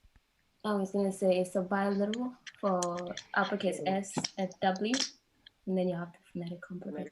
If you've been watching that shows, yes. All right, so all right, let's go. Let me slide the picture. Let me slide the picture over and put the arrow where it belongs, right here. So now we on number 4, y'all. Number four. So Amber Evans is keeping track. She got Ra's number 1, Atum is number 2, Shu is number 3. So what's number 4? I'm pointing to the name.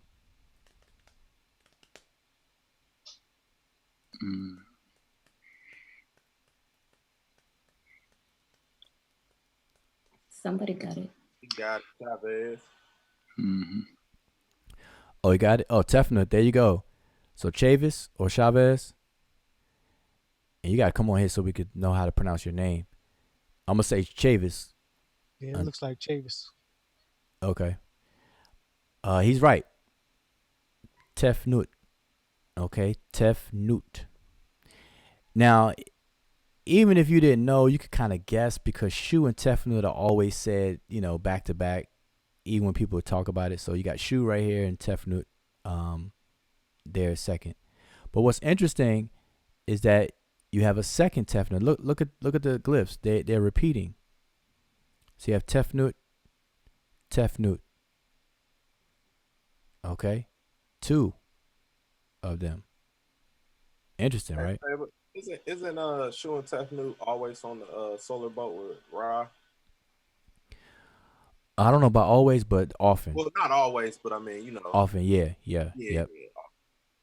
Shu, Tefnut, and Hu, Heka, and Sia as well. All right. Now we're on to the next one. So we got Tefnut twice, but now we're going past the 2 Tefnut. Now we're on the next one. And come on, y'all, don't let me down. We can do this. We can do this one. Julanda. Julanda, she cheating. Julanda got it. It's Geb. All right, this one is Geb. All You right, can see the pattern now. so we have Ra, Atum, Shu, Tefnut, Geb.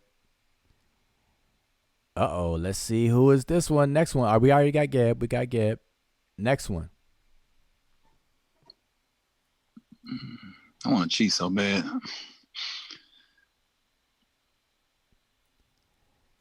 If anybody knows Geb, who is always said after Geb? I'm giving a big clue. Who is always said after Geb?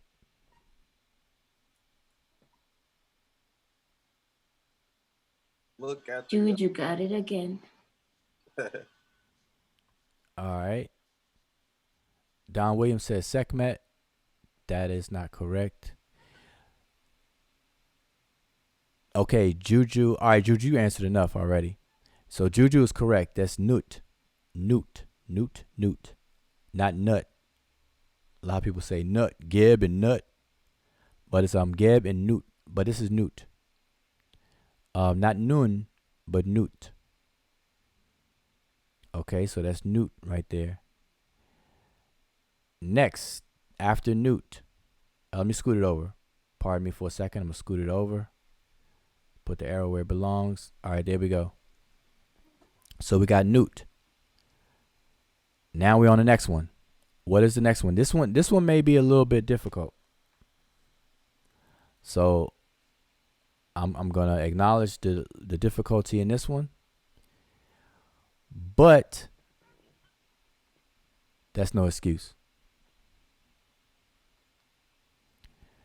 So what's this one? The chat. What we got going on here? I give you a hint. A lot of kings are associated with this one. All the kings are associated with this one. Nisu Ray says Wasir and Ant. That is incorrect. You already answered one anyway. Messing up your stats. Yeah, your stats. Yeah, Facts. Yeah, he batting at 20% now. Field goal percentage 2%. No, so we have. I'm giving everybody a hint. That. MC Chill guy. Okay, we have Angelina Santos says Patah, and that is incorrect.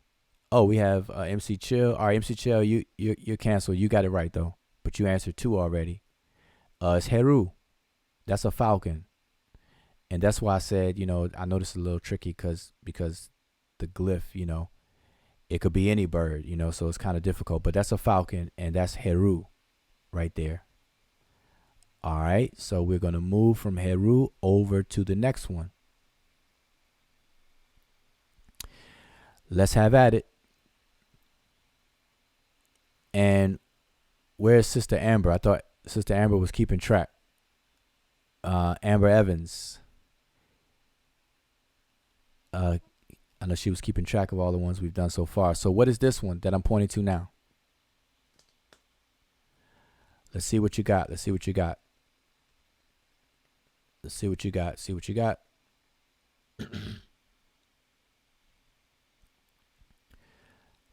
it. I know we're at the 2-hour mark, so I don't want to go on too much longer. So there's a couple of points I want to reiterate before we close out. I know we're having a little bit of fun right now. But yeah, so what's this one, everyone?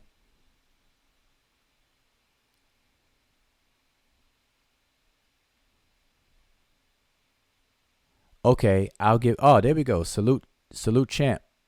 Bingo. Salute Champ has it. This is Osset or Isis. All right. Osset or Isis. So Salute Champ got it correct. All right. Now we're going to move over to the next one. And I'm going to give you all a hint to try to make it a little quicker. This is the twin sister of Osset. Or sister.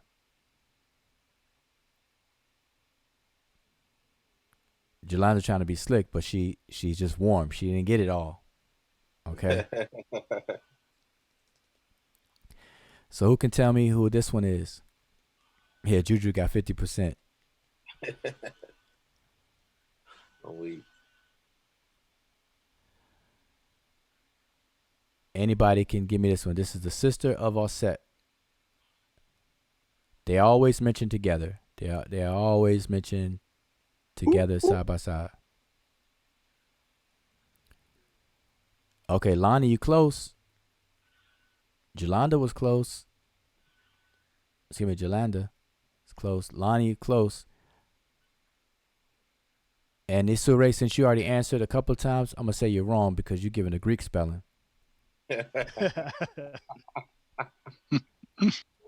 Oh man. I'm trying to fix my batting average. Come on, Juju. Juju still wrong. Kevin came to the rescue. Nebit Hut. But Nisure is correct. Nephthys, but that's the Greek rendition. But it's Nebit. We can't accept that. We can't accept that. And Nebit Hut. All right, so we have Osset and her sister Nebit Hut. And next is this one. Now I know we're gonna be all day on this one. Yeah, this one gonna be all day on this one. This one tough. I can already tell you people are not gonna get this one. So I'm gonna go ahead and open this up to the Seshu everybody. This is free fall right here. What is this one? My brother Jehudi got this. Uh-oh. Jehudi Ma'at. He like, man, why you call my name? I have no clue. You gotta pass it to Sean. Uh-oh, Sean, we ain't heard from you all day, Sean. Yeah.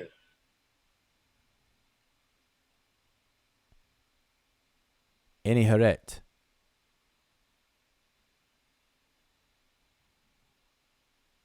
Oh, Sean's like, I'm just gonna pretend like I'm on mute. No. Nah, I'm playing ping pong.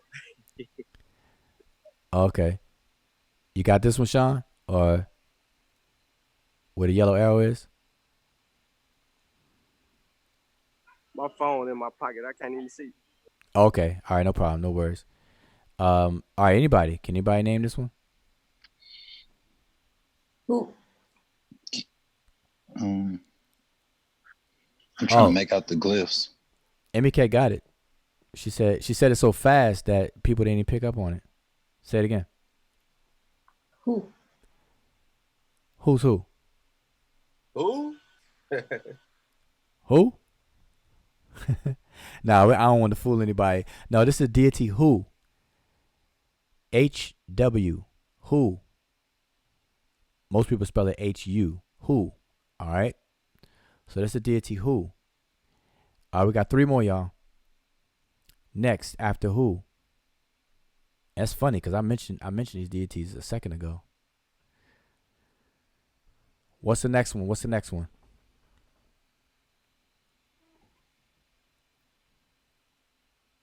We got who. Who's in the house? It's close, but not. Who's always mentioned with who? Like how Nephthys is always mentioned, or Nebit Hut is mentioned with Osset all the time. Who is always mentioned with who? See. There you go, June. Hecka. That was close, but no, June got it right. Say it again, June.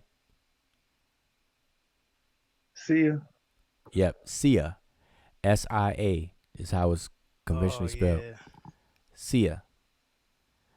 All right. Authoritative utterance will be who, and the deity of perception, which is Sia. All right.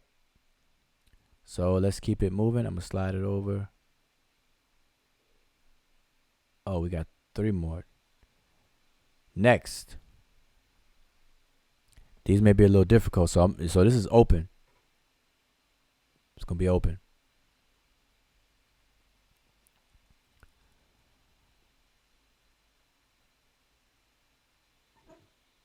Open anybody.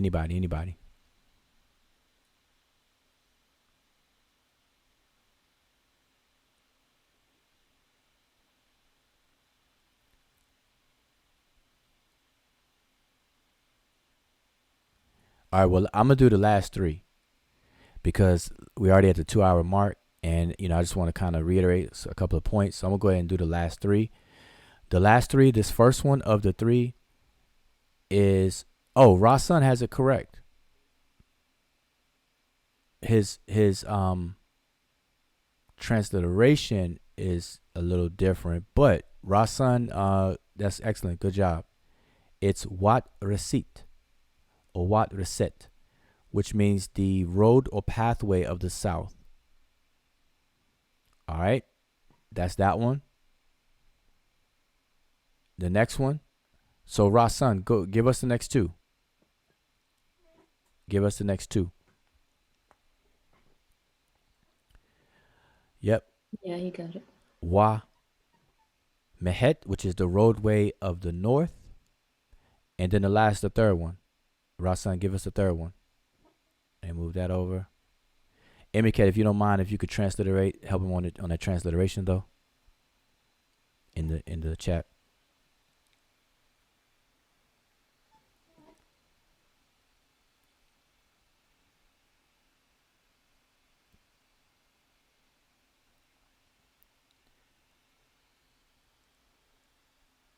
Rasun, give us the third one, the last one.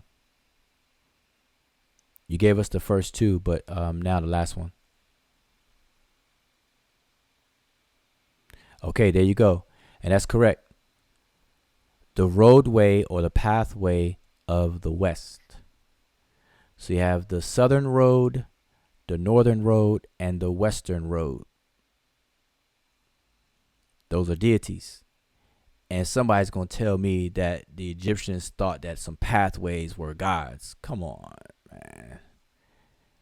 It's not literal. Anyway, that brings us to back to make some points. Let's go ahead and make some points. Summarize, the discussion, because I want to keep this 2 hours. We're over 2 hours, but I want to kind of keep it digestible if people want to watch us, have this discussion. So one of the things I want to point out in terms of summarizing is lately, the conversation has come up because of the conversation between Raborn and Jabari as to the spookiness, the pseudoness, the religiousness, whatever, of the ancient Egyptians. And I guess there's a lot of context that built up to that conversation or whatever the case is, but it boils down to my entrance into the conversation is for the purpose of educating everyone on figurative expressions versus literal expressions, how they're used and why they're used, and the fact that because the nature of how the Egyptians conveyed information in their writings, some of the texts, not all of the texts, are heavily laden with figurative expressions. Some of them are not. Some of them are literal, like taking inventory of taxation, administrative documents, and things like that. Those are, they mean what they say what they mean. But what scholars have called religious texts, they're inundated with figurative expressions. And because that's the case, we have to be honest and admit that in order to correctly interpret what the message really is, it's going to take some hard work. We can't just read the document. Even if you could read the language and understand the language, that's only just one step of many that you have to take after that. Because, and I give the example, if you know how to speak English or read English and I tell you, hey, I got butterflies in my stomach, you can break down my statement. You can say I is a first person pronoun, got or have is the verb, butterflies is a noun, and you could describe what butterflies are to me. And then in my stomach is a prepositional phrase saying where, or adverbial phrase, a prepositional phrase, with in being the preposition itself, my stomach being the direct object of the preposition. So we could break that all down all day, every day, but it doesn't speak to what I meant by it. And what I meant by it is not literal, that I have butterflies in my stomach, but what I meant by it is that I'm nervous. So nervous is not in the sentence. So even though you can read the sentence, my meaning is not clearly made on the surface of the sentence itself. You got to pierce through it and figure that out. And you'll know that if you are familiar with the culture. So because you know English, you know our culture and how we talk today and stuff, you know that I mean that figuratively. Like, you know that I'm not talking that I got butterflies in my stomach. And what's funny is that even if you didn't know exactly what I really did mean, what you can do by deductive reasoning, you definitely know that I don't mean it literally. You know that I don't mean I got butterflies in my stomach literally, even if you may not know what I really mean. You know, so that's what's going on a lot here. And so it's a hard work to pierce those figurative veils to get to realities behind what was intended by the authors of these various different texts. Now, that doesn't speak to the receiver of these texts, because there are people who may believe in the literalness of these things. So, like when I say I got butterflies in my stomach, there may be people who really believe that I got butterflies in my stomach. But as an author of those words, I have no control over what somebody accepts on the other end. Because my assumption is that people will already know what I mean, because they're part of the culture. Now, us 5,000 years later, 2020, we're trying to examine Egyptian texts that are 5,000 to 3,000 years old, and in a dead language and in a dead culture. So we have a tremendous amount of work ahead of us to try to really figure these things out. So for people to sit here and act like they know full stop off the rip at the beginning, that is not being honest. That's actually detrimental to the pursuit or to the study itself. So that's one of the points I want to make now, and I've been making when dealing with these texts. You got to be careful. You got to take your time. Appreciate Egypt for what it is to the extent you can. But if you really, really want to know about Egyptian culture, come into the fold and really study it. And your first stop is to learn the language, at least at a beginner's level. All right. And I'm going to pass the microphone. But before I do want to say that the language is where you begin. You're going to have to learn the language, at least get a basic level of proficiency in the language. And that being said, I'm forming a new class group this month in January for anybody to come and take a beginner's course. It's a self-paced course. You can learn at your own pace. But what I do is I set up 12 live sessions once a week, one session per week for 12 weeks, where I walk you through in sequential order through the textbook, answer all the questions, and make sure you understand everything, and make sure you pass into quizzes and everything. And we get into some very good discussions, and so on and so forth for 12 weeks. And so that's incorporated into the course, into the lesson. All right. And at the end, you could be certified. And I am very stingy with the certificates. You got to really pass and certain score, actually 80%. You got everything, got to 80% or above. But the course is 12 weeks. It's only $100 if you have a textbook. If you don't, it's $130. Very, very cheap, very, very reasonable. And it's very, very fun because everybody worked together in a group setting. So I just want to put that out there. And if you want to know about Kemet, you're going to have to learn the language, at least at a basic level. All right. Now, if you want to start teaching and go further, we got something for that too. All right. So I want to pass the mic around. If y'all got, anything y'all want to summarize or anything, but I don't want to drag this on to the third hour.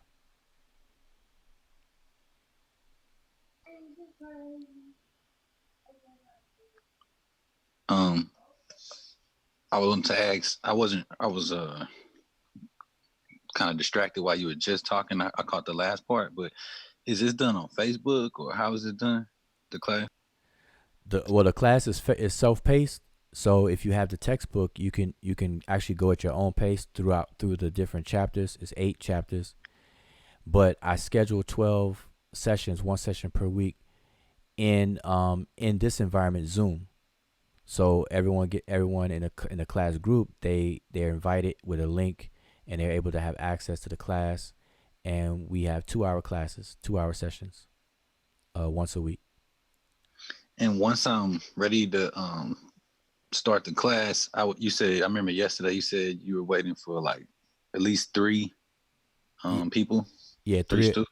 Okay. I usually wait for 3 or more to create a new group, but if it takes too long, then I'll just go ahead and get started with whoever registers, because a lot of what I do is I invite other people. I invite older students to chime in as a refresher. So, because I don't like for people to be alone one-on-one. Although I had a few times where I did one-on-one lessons, but I like the group setting. So people who may have passed already, or people who may have never finished, because a lot of people, 12 weeks is a long time in their, the busy schedule of people, and they may not be able to finish. So I've had a couple of people who signed up and started, but then, their time didn't permit them to finish it. So I give them a chance to come back in, jump back in and everything. So yeah, but it's in Zoom. Cool. Yep. But let's keep passing the mic. So anybody else?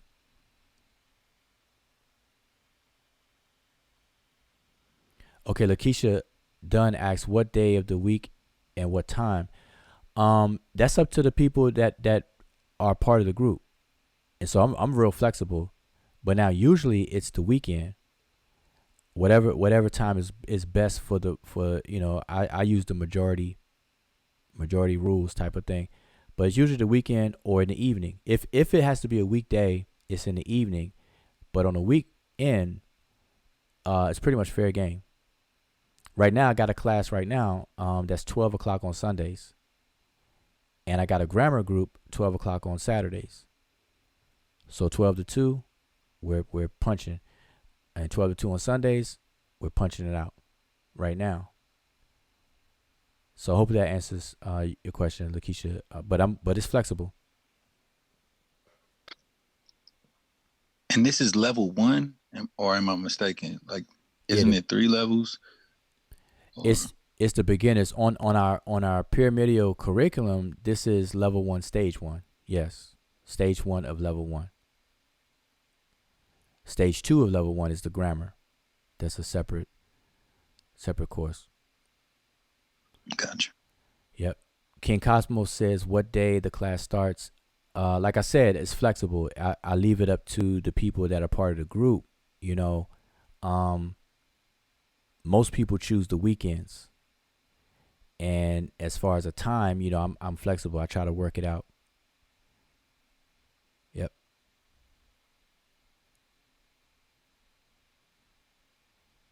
All right. So I guess anybody else though got anything closing? CK, we coming over to eat. So you fixed dinner for everybody, right? So everybody in the chat, we got 50 people. So you need 50 plates and cups and everything. You got it all set, right? My bad, yo. I'm over here stuffing my face. Oh, she done ate before you even got there. Taking out. I told my boyfriend he better come get a couple of these slices for this shit is gone. But yeah, this was a really interesting session. I haven't watched y'all videos in a while, so I was like, you know what? I'm not doing that. Let me slide up in here because I ain't gonna lie. I've never really had a desire to learn the language, but I do like learning about different cultures, like their history and things that they've done and contributed in the world. I do like learning about that different kind of stuff. Just interesting information. Not really trying to learn it to debate nobody or to debunk nobody. Just to know. Yeah. Yep. All right, that's good. Anybody else? Ian, you back with us? Yeah. I've procrastinated even, but because I paid, but I never have gotten around to taking the class. But if you do one you said this month, I'll jump in. All right, let me know. So inbox me because if you were unable to take it at the time you registered, I'll definitely work some things out. So just let me know. Okay, great. Yeah. Jolanda, June, Satep, Jehudi, Sean, Emiket. Any last words? No, I'm good. It was a good build. Appreciate all the support. Everybody tuned in. I hope you guys, learned something. If you did and like the show, please give us a thumbs up. Commenting and subscribing also helps support the channel. So I'll just say peace to everybody on the panel and peace to everybody listening in. Hotel. Great show. All right. Robert has spoken. I appreciate it. Yeah, I want to thank everybody for watching the show, and definitely the people that came into the chat, onto the panel, and contributed to the conversation. Appreciate y'all. Peace. Hotel. All right. All right. Yep. Jolanda, you got a quiz coming up. I'm very aware. All right. We'll get Jolanda in the fold. Oh, Jolanda, stay ready. There you go. That's it. Are you familiar with any names of religion and chemistry? I'm sorry, I can't hear you, sir. What you mean you can't hear? Oh, get the You're airwaves. very low. Yeah, Sean, you got to speak up. You talking a little low. Can you hear me now? Yeah, there you go. All right. So my Akaru says that what are the names of the religions in Kemet? Okay. That's a good question, man. And people wait till the last minute to ask those kind of questions. I'm trying to wrap it up, and you about to rev up a whole nother hour discussion with that one. But well, let me just be quick, but let's keep it open for further discussion at another time, though. But I'm just gonna be quick. That our concept of religion today, people use the word religion to mean belief system or belief. And everyone believes something because a belief is based on you accepting something without knowing. And so there's a dichotomy between what you know and what you don't know. If you don't know something but you accept it, that's a belief. So belief is rooted in ignorance. And so that's that. But when you say what's some of the names of the religions in Egypt, like they didn't have a concept of religion like that, like we have. They had what's called Shata, which is a word for obscurity, obscure things. And some people translate it as mysteries, but it's really obscure to those who don't know. And so they had pedagogy available to be taught, initiatory systems and things where you could be taught and stuff like that. So as far as a formal name for a quote unquote religion, you're not going to find that in Egypt.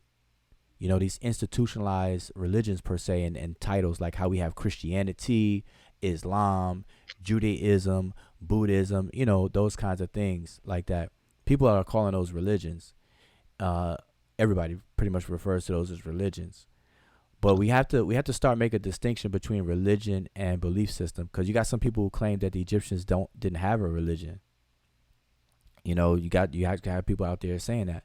But religion, just to project a more correct meaning for that word that we should start using it as, a religion is an obligation. From this etymological coining of the word, even to the way we use it today, it still retains that meaning. It's an obligation. It comes from two Latin words, re and ligare, which means to re and then bind, something that binds. It's the same word that we get the word ligature and ligament from, where you're binding two movable parts. In the case of ligament or ligature, two characters are being glued together. And how that applies to a human being is that you obligate yourself to do something. And so it becomes an obligation or a contract that you are obligated to do or adhere to. And even when I say adherence, we think of tape. We say it adheres to the wall. Like I'm going to tape my computer mouse to the desk. I say we adhere it to the desk or whatever. So it's a binding. It's a binding thing. and everybody has obligations. So in Kemet, people had obligations, but that's not in the sense of how we use religion today. So I just wanted to, clear the air on that. And as far as Could religion been a governmental position? I'm sorry, say it again. Could it have meant a government position? Well, no, it's in its true sense of the word, it's anything that you're obligated to. So you're obligated to anything. That would be your particular religion, and that still retains the meaning today. We still use it in that way today, but for some reason, when it comes to the belief systems in that conversation, we tend to forget. So we say, okay, Islam is a religion, Judaism is a religion, but it's a belief system because it's not based in evidence. Like it's what they call faith based, where you just trust something that you don't know. The word faith comes from fides, which means trust. And so people put trust in things they don't know, which means they accept it, and that renders it a belief. Versus science, you just follow the evidence. If there's no evidence for it, there's no need to accept it. And that's a big difference. And our superstition in everywhere, even to this very day, there's superstition that still exists. People are afraid of black cats. People are afraid of the number 13. People are, think the earth is flat. Well, that's not a superstition. That's just ignorance. But there's superstition that still exists, and it exists in all cultures. So Egypt definitely has superstition still as well. So we don't want to pretend that Egypt was this super intelligent, scientific society overall, but in particulars, there were people who were superstitious, but that's existing everywhere. All right, so hopefully that answered it. As far as names, it's no real formal names for religions in Kemet. You got people try to use the word Sematawi, because the word Sema means to unite or join, and Tawi means the two lands. So people try to use that phrase Sematawi as the unification of the higher self and the lower self, and then so people play on that. But it's Sematawi was actually the unification of the two regions, the delta and the valley. Can you So break? Oh, my bad. Oh, was their language one of the first? Oh, say it again. Was the language the first? Yeah, was their language the second, the first? The Egyptian language? Yeah. No, man. Humans been speaking. Humans existed over 200,000 years. Not speaking. I mean the writing. Oh, I see what you're saying. Well, as of today, the evidence we have today, it's the oldest writing system. It's dating back approximately 3350 BCE. It's the oldest attestation of a writing system. Yes. Okay. So with that said, do you think that advanced the understanding and the culture and the intelligence of the people? Yes, and here's why. Because it freed up the ability to store information. The invention of writing as a technology created a way to store information and log it. So it allowed them to transmit information in a more secure way, as opposed to potentially forgetting it or misinterpreting it from generation to generation if it was oral. And so they were able to write it, and writing has a permanency to it. And they not only wrote on the papyri, they wrote in stone, which gives it an extra permanency to it. So it was definitely advantageous in that regards, definitely. So it definitely advanced. It allowed them to advance. It's a game changer. Definitely a game changer. Yep, game changer. So it's a trade-off though, because like I said, the Greek philosophers they looked at writing as a problem. But but it's a trade-off. And the way the Egyptians did it, it solved the problem, though, because they kept it, like I said, the way the glyphs function is multifaceted. It's not just like English and these other languages, the writing system of English and all these other languages, which is very, very limited. We just got an alphabet. Yeah. There's no logographic use of our 26 letters of our alphabet. There's no determinal semanteme classifier aspect to it at all. It's all phonetic. Every 26 of our letters are phonetic.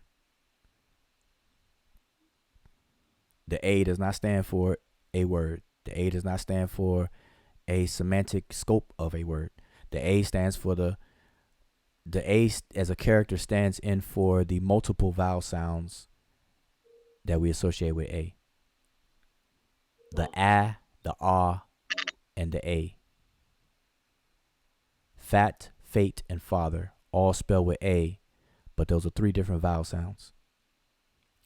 Fa'at, fa'ate, and fa'ather.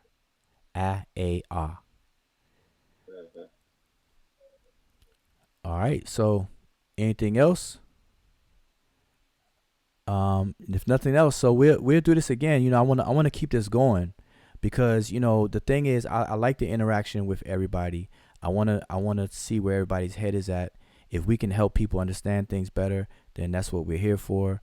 People want to share information. We can learn from other people. People can learn from us, and that's what it's all about. And we can always expand our knowledge because some things, if we ever make a mistake, we can correct it. We want to be able to do that too. All right. So without these long goodbyes, I'm going to say, hope everyone enjoys the rest of their evening. It's 9 o'clock. I didn't even realize it was 9 o'clock. So hope everybody enjoys the rest of the evening. And we'll do this again. So I'm going to say Shemem Hotep to everyone. Shemem Hotep.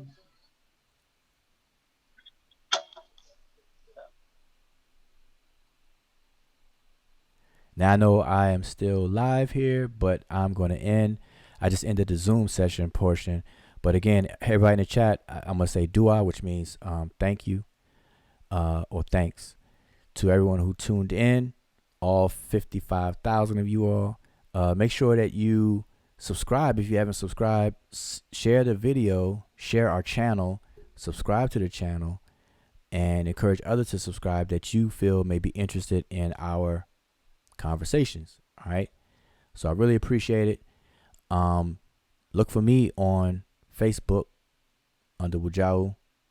And we have a Seshu Mani Medew Netcher Facebook page. All those links are in the description. So make sure you click on those, join our Facebook group, and we can keep the conversations going even when we're not live on the air. All right. So I'll see you all. Shemem Hotep.